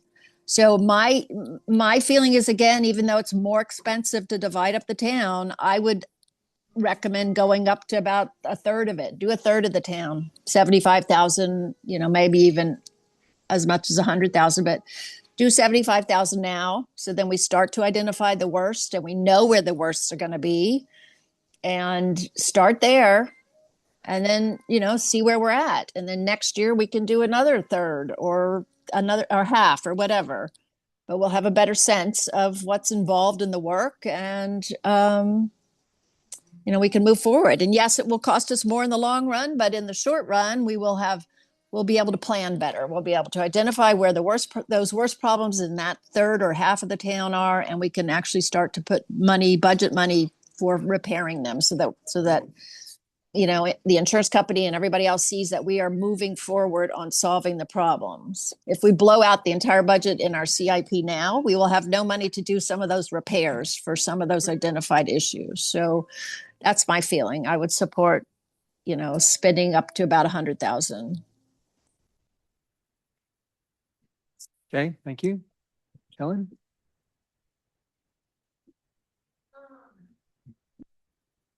So looking at the CIP budget, where are we at? Remind me where we're at on the street, like looking at what we budgeted. Is there anywhere we can steal money from to do 100,000? Kind of what Rebecca's. I mean, we've got 50,000 budgeted for, obviously this was not even one of your asked questions, but I do think that this is also a pressing issue that does leave the town, if we've been negligent, right, we could be sued for damages, I'm assuming. Storm drain funding is, there's possibility we may be able to tap into some gas tax. But I'd have to look into that. Yeah, so that would be Prop 1 money probably under that bucket, I'm assuming. Well, no, because it's is road maintenance. right. So there's 3 buckets for undergrass. Not sure our MRA money is this, but I believe gas tax money. Okay. And and how much do we have in our gas tax? Any sense of what we would get from there? I believe it's 500,000 or 600,000. Okay. But we budgeted a portion of that for vegetation management, trimming, striping, a lot of maintenance that's allocated out of that fund. So I actually would like to use, I mean, obviously vegetation management is a huge one. But I actually think that this should be a priority. The gas tax also under AB 1421, they are going to be reconfiguring the gas tax because of electric cars. So a new study will come out by January 1st, looking at, so it might be a good time to use the gas tax because of the reconfiguration, actually. So, you know, we've already budgeted 50,000, maybe even finding 150 to do half the town or something and kind of do a pilot project to see what shape at 30 years in. I think that would also help us as we go out for revenue enhancement to be able to say, we've scoped half of the town and it's, in great condition or terrible condition, I think that would help us. I don't love it. I don't, but I think, and also question for Catherine, as we keep, or Darcy, as we keep making these insurance claims potentially, because we keep making the claims, will our costs go up? Yes, it does operate like, like your auto insurance. If you have more accidents, you get up with higher rates. And I think called the X mod is the term of art that is used. And so, yes, the more claims that we have, the more the potential for increased rates. Okay. So thank you. So yeah, I would recommend using some gas tax. There's also, we've had a professor, please don't cut me off, Greg. I'm not going off topic, but to save money, potentially, we have a professor from Chico who's interested in coming to town. He's done some, to do some prescribed burns, which I know is touchy. He's worked at Jasper Ridge. He's a premier indigenous prescribed burn. So maybe we could save some money on vegetation management that way, potentially. But anyway, so personally, I would use the gas tax if we can, and do some portion. And I agree with Rebecca. It's not ideal, but I think it would be important to start doing something. So those are my comments. Thanks. Thank you, Helen. So I'm not sure we're giving you clear direction here, Tony. Clear as mud. Yeah, clear as mud, but Craig, are we done discussing this? I haven't said anything yet. Yeah, okay, that's So no. fine. No, just let me know if there's an opportunity for a couple wrap-up comments whenever. On It's okay. on this topic? Yeah. Okay, I thought people just went through their. They did, but you went in an order and I have some responses of some concerns that people should think about. So we're gonna go back through one more time. Like we've already been through this, I'll be the last of this round. and you I wanna get go that. for a round. I'm asking if I can make an additional comment. I will keep it brief. Yeah, absolutely. So I still feel like you have to do this stuff. And I think it's important. I think it makes us, and then I'm not using this in a legal term, but I think it makes us look negligent not to know what our issues are. We haven't done this for 30 years. I don't know what the legal ramifications of that are, but I think that, we're talking about preventative medicine. I mean, we know what the value of this is. The value is knowing what's wrong. And particularly if we can get it done in a time frame where we can use it as part of our revenue enhancement discussions, I think that's really important. I think the residents need to know what our real, capital issues are. So I still feel it's important. If you can go find something that gets us half of it for 150, I guess I could live with that, even though we know that the next one's going to be another 200. So it's, it's net more. But, I could live with that if that's what the other council members feel strongly on. But I do feel strongly that we should move forward on some kind of storm drain assessment. We could probably fund half of it out of gas. Okay, well, if we can do that, then I suggest we just, and so Robert, you want to make a comment? I'd also like to just take a step back and make it a little bit clearer in case it wasn't. When we refer to a storm drain assessment, we're talking about a fairly technical level document that assesses, provides those observations from professional engineers, either myself or others. In this case, this would be the price for having a professional engineering firm conduct what's a very significant amount of work. There is also the situation that, granted, my time is quite limited. I could go around and assess the main arterials within town, and I do think we could likely, within the budget currently presented, determine essentially the hot zones and the worst zones, and likely get a general estimate, and perhaps do an initial study versus a full assessment. I just want to bring up, there's various options. Okay, well, that's another option. I guess I feel, if Tony feels like he can get half of it from the gas tax, and then we're talking another 150, I'd just as soon get it done. But that's good to know we have that option. So, okay, so those are my comments. Judith, go ahead. Yeah, just a couple. I think it's dangerous to split up the town. Like if I'm in the part of town that gets the flood and the other part was focused on, not going to feel good about that. And I think that's part of the reason why I'm concerned about a partial assessment here. If you can stage it the way you have it, that might be different. The last one is, I don't think it's wise to take away money from fire-related activities that might otherwise be funded from the gas tax. So just think that through. So I'll leave it at that. Surplus in gas tax. Pardon? We did receive our back pay last year. So we do have a surplus in. You gas do? tax. Okay, that's helpful. So it Thank you. wouldn't touch vegetation management. Oh, okay, thank you. Thanks for that, Claire. Thank you, Judith. Mary, do you have any other follow-up comments? Helen? No? Rebecca? I guess my only last thought is every single contract we've signed with every consultant in the process of working with people generates issues, I'll say. It requires a lot of town management, staff management of the process to make sure that the consultants are actually doing productive work and not just having meetings and writing reports. So again, I disagree with Judith in terms of dividing up the town. I think it's a learning process.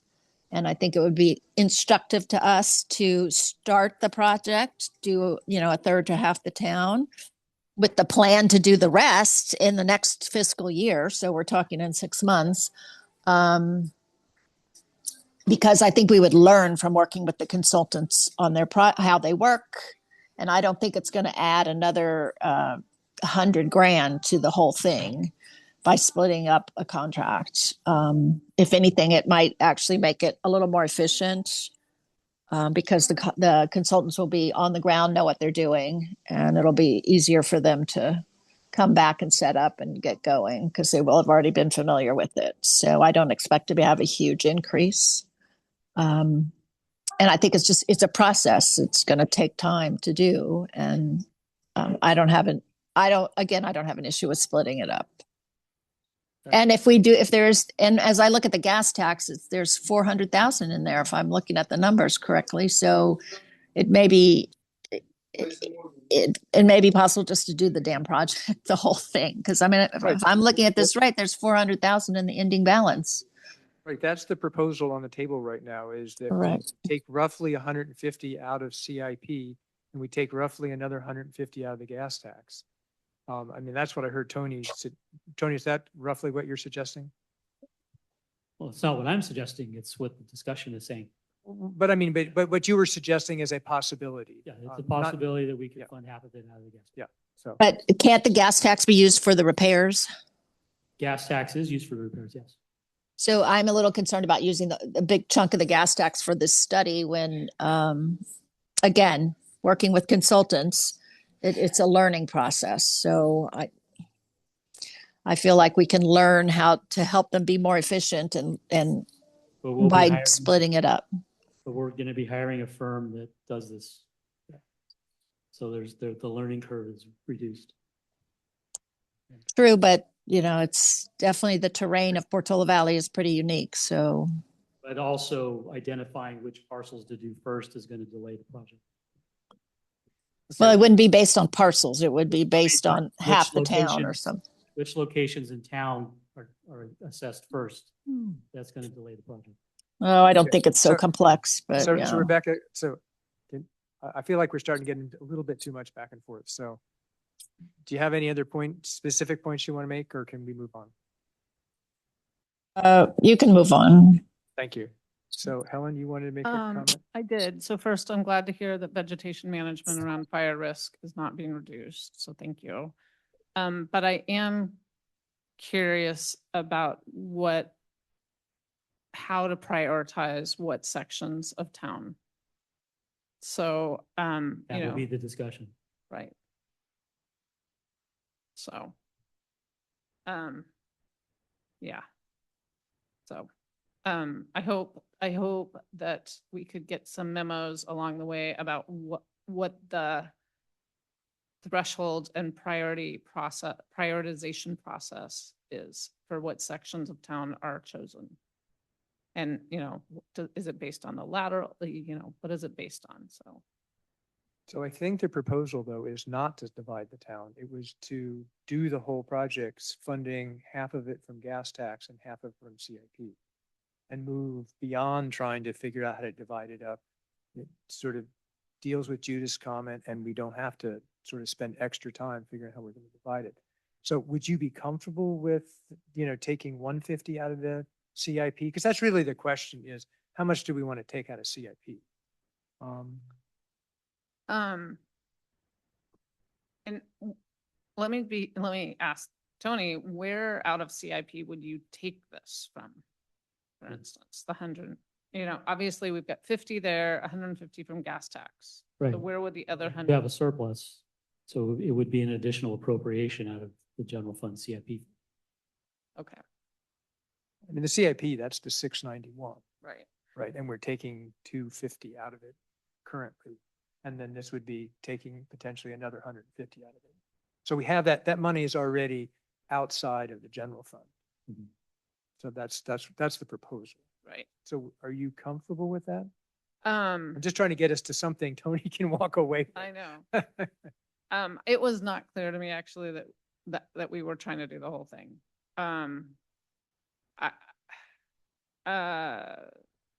Right. So I would much rather know if there is a portion of town that we could do first. Right. And I don't know if you have that information tonight. And you don't have that. Does Robert have that by any chance? So the town storm drain system basically consists of smaller culverts and larger culverts that run down. The entire town, well, not the entire town, but most of the town utilizes the overall storm drain system with everything that flows essentially downstream, downhill. I could put together a study. I was not anticipating this to be the discussion to go this direction tonight. I can certainly put together a study or a future packet or a staff report with more information on how the storm drain system works and provide that information for town council. In addition to the information we have available with Justin and Scott and myself on what it currently consists of. We have been conducting repairs of the storm drain system, primarily along Portola and Alpine. Okay, so my concern is we're trying to do the mid-budget sort of adjustment. So this isn't meant to be a sort of long rolling process. And I do feel like we need to move forward on something, is my sense. I don't see dividing this up. It feels like we're going to spend more time and more discussion, and then we're going to bring it back here. So we're not going to move on it. Again, it feels to me like moving on this so we can have it ready for the revenue enhancement discussion.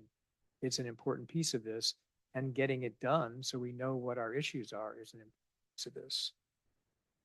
So, I mean, Mary, you were okay with spending the money on, right, even out of CIP, and now we have a better solution, which is only No, partially. I'm good with this. Yeah, okay, There's many reasons why I think it's a good idea. okay. Not the least of which is that I think we can get the money to help with fixing them. I also think we can, if we work on our culverts, we can actually work on our wildlife corridors at the same time. Pretty enthusiastic about that, in case you haven't heard. But, looking at the whole system is probably needs to be done. Okay, so I think we have two of us that are clearly for doing the whole system, using some gas tax and some CIP. What I'm trying to find out is, do we have a third, or are we going to defer this? I guess I'm okay with using half the gas tax and half the CIP funds for the whole project. Okay, thank you. You okay?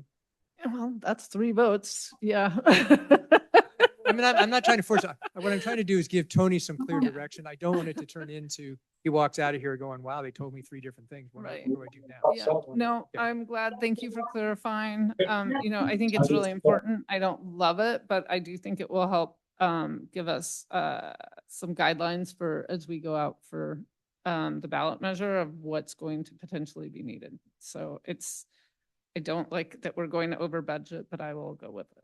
Okay, thank you. Thanks. All right, well, thank you, everybody. I'm sorry this was such a prolonged discussion. So Tony, do you feel like you have direction on Park and Lou, which was sort of your original question, the storm drain assessment, which is the new thing that I brought up? I apologize for springing it on you, but thank you for working with us on it. Is there anything else that you need clarity from us? So for Ford Field, I'm hearing Park and Lou. Right. Plus the residual Park and Rec budget of about $6,000. Is that, so we're getting some echo out of someplace. Rebecca, can you mute? Because somehow we're getting feedback from you. Thank you. Is that, so I did mean to ask you, this $6,000, this was the money they saved? Yeah, they had a budget of 25. Okay. Around 19. Okay, and you didn't allocate that money to anything else? Yep. Okay, so I would be comfortable with that. So that would get us to like 51 as the total bucket that spend it in the most effective way. But it did, I think I heard from fellow council members that would be spending it first on the Ford Field study and then the remainder going to help stripe the courts. And I think there's even a discussion about maybe doing a little reorganizing of the courts that was potentially going to come out of Park and Recs. And I'm okay with that. I think Park and Recs can decide that, but they'll raise the money that they need to make So that yeah, happen. for courts, I'm hearing PV. Yeah, I Okay. think that's right. So And there's- then storm drain assessment, full town using general fund CIP and gas tax. yes. So is everybody comfortable with that for Park and Lou? What I just kind of stated? Just to be clear,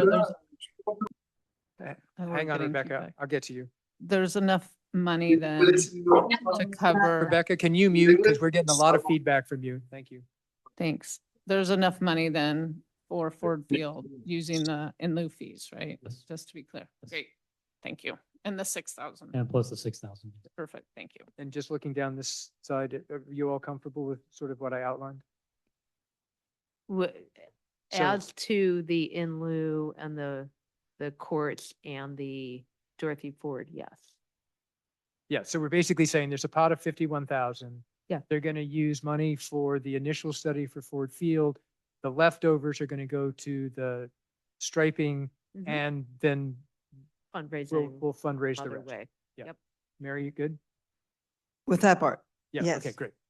Rebecca, you want to unmute and Do we give us need- your input? Yeah, I'm fine with that, but do we need to do some type of motion to allow, to make the courts a PV fund project? I thought we already did.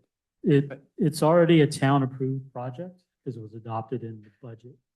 We just identified Park and Lou, but now we're going to identify PV fund. So as far as approving the project, it's already a town project. Then we can just go to PV fund and say, here's our town approved project. great. So I think that, yeah, perfect. Thank you. Okay, great.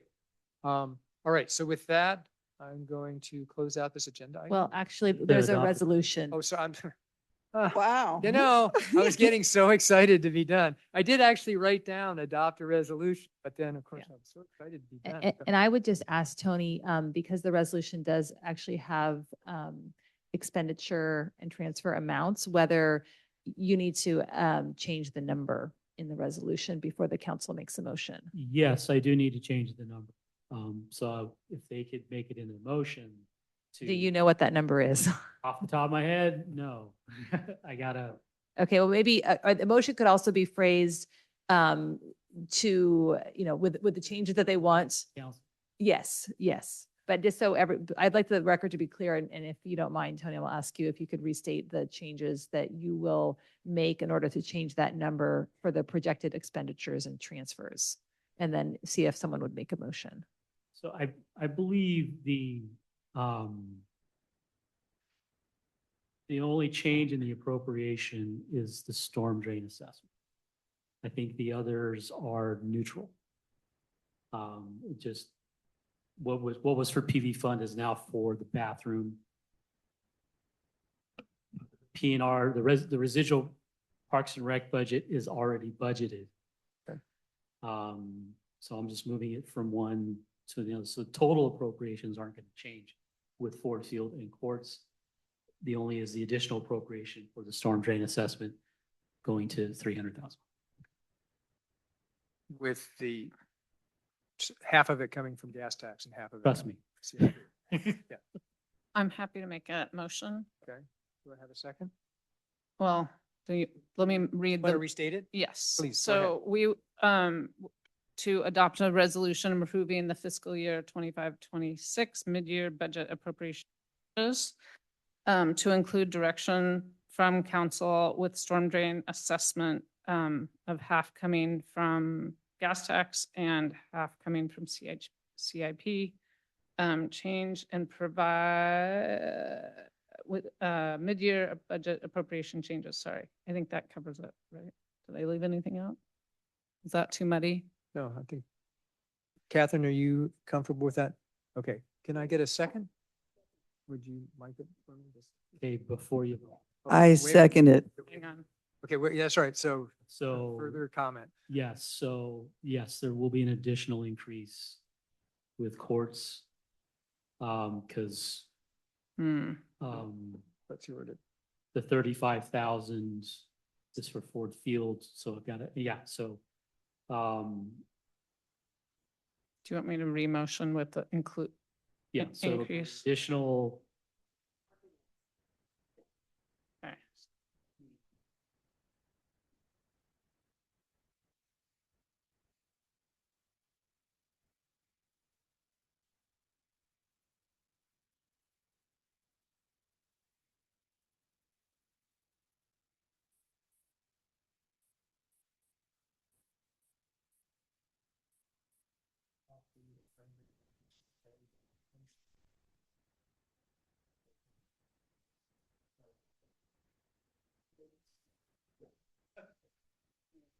Yeah, Great. Gonna wait for Tony. Go ahead.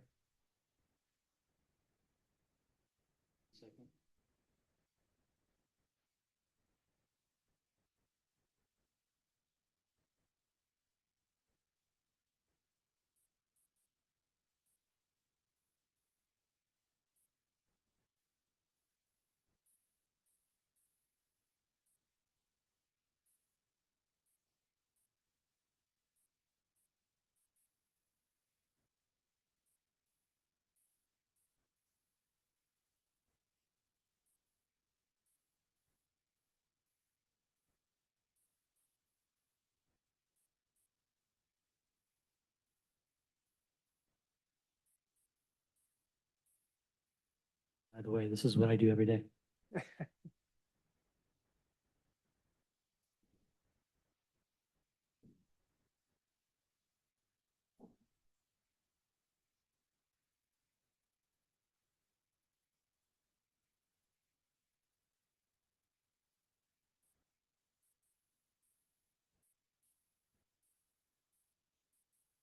So the additional appropriation for gas tax will be an increase in revenue because of use of reserves of 150,000.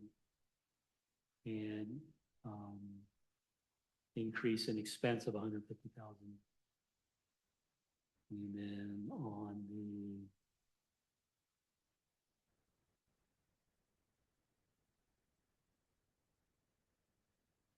So Tony, can I ask you and Catherine at the same time? I mean, is this something that if we put off to the next meeting and you came back with a clean resolution, would that be a better approach? I'm That would starting be to bet- worry, we're starting to, go down the like group editing, which seems like never a great thing. Does that make sense? And you need to tell me, like, it's delaying by 2 weeks a significant No. impact? Because I'm willing to sit here if we need to work through this, but I'm actually fading. fine. So would you be more comfortable if we? Be more comfortable coming back Okay. to. So then we do have a motion and we do have a second, so it does need to be voted on. And what I would ask, given our comments from Tony, is his preference would be that we voted against the current motion. So let it, Couldn't we withdraw the motion? can we do that? Once it's got a second? I thought you had to vote on any second. Can it be withdrawn? I think I'm my happy to second do got that. interrupted. I mean, that's kind of what we're doing. Well, it would die for lack of a second, but I think you could just not vote on it and it would Yeah. move on to the next agenda item and there would be no action. And it sounds like in any event, the motion has been withdrawn. Okay. So- I'm happy to withdraw. Great. Right. And If we it, can, if everybody's on comfortable, consent. say again? It will It'll be on cons- consent. Yes. Yeah, that's fine. I mean, we'll look at it. If you get it wrong, we'll pull it off. So, okay, so then if everybody's comfortable, Judith, are you comfortable with us just not voting and moving? Great, okay. All right, if that's a way we can move forward, then thank you for the motion. Tony, thank you for trying to work with us. And I appreciate your fading and we appreciate all the work you do. So we'll move on from this item and we'll pick it up again at the council meeting in 2 weeks. Great, thank you very much. All right, so I'm going to close the regular agenda and move on to council subcommittee liaison and regional agency reports. So we have several written reports. Are there any verbal reports that council would like to make?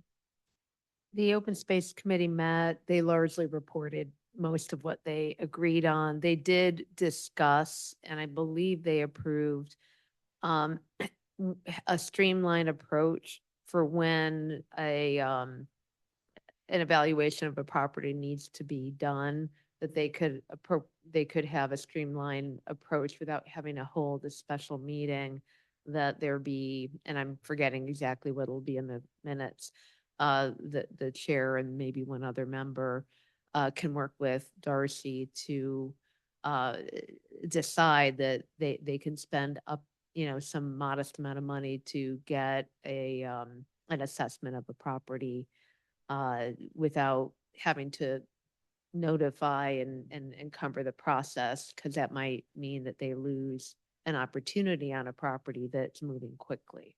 So just want to note that they're thinking about how to be positioned to be effective. And so we'll see what they do with that. But it seemed to be a great idea for them to move expeditiously.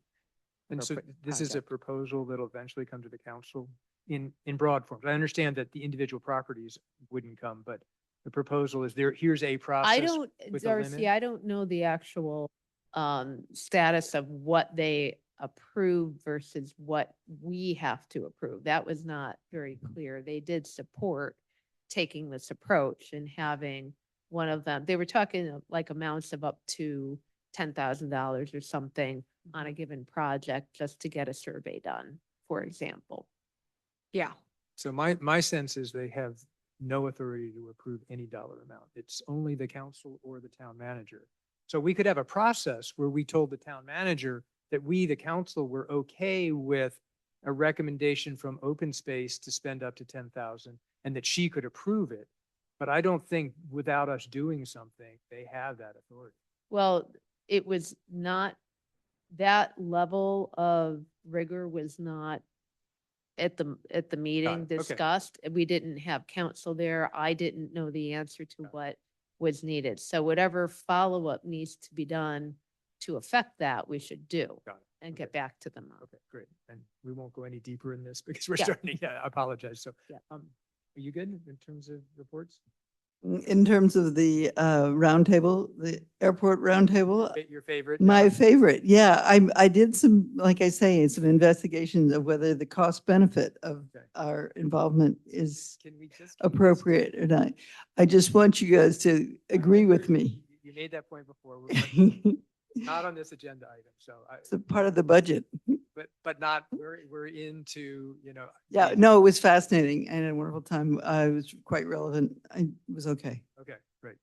Ellen, do you have anything? Yeah, so the Bicycle Pedestrian Transportation Committee met. Patrick Glister from the San Mateo County Transportation Authority visited us virtually, but I did want to point out that there is a countywide transportation plan, master plan happening.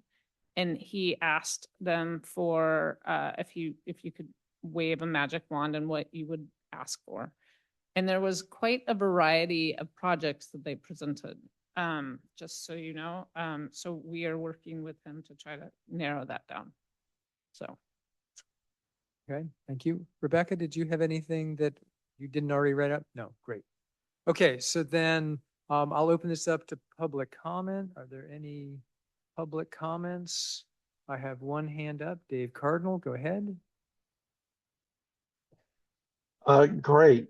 In terms of the open space, they're managing an $8 or $9 million fund. And I think they were asking to have I want to say slush fund of 10,000.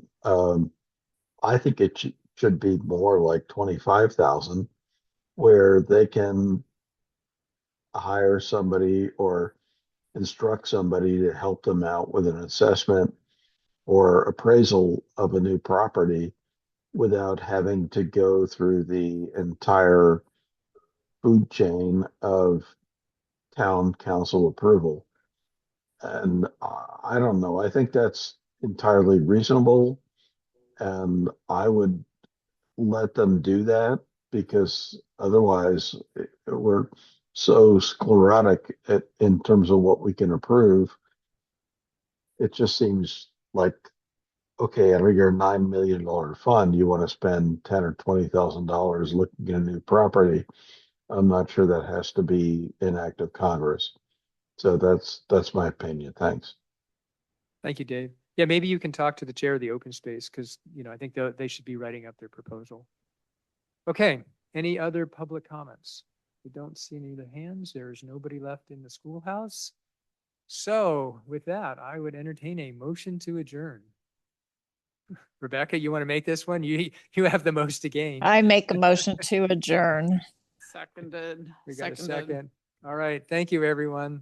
I appreciate all your time. Rebecca, thank you for zooming in from far, far away. I envy you being in Paris. Good night, everybody. Okay.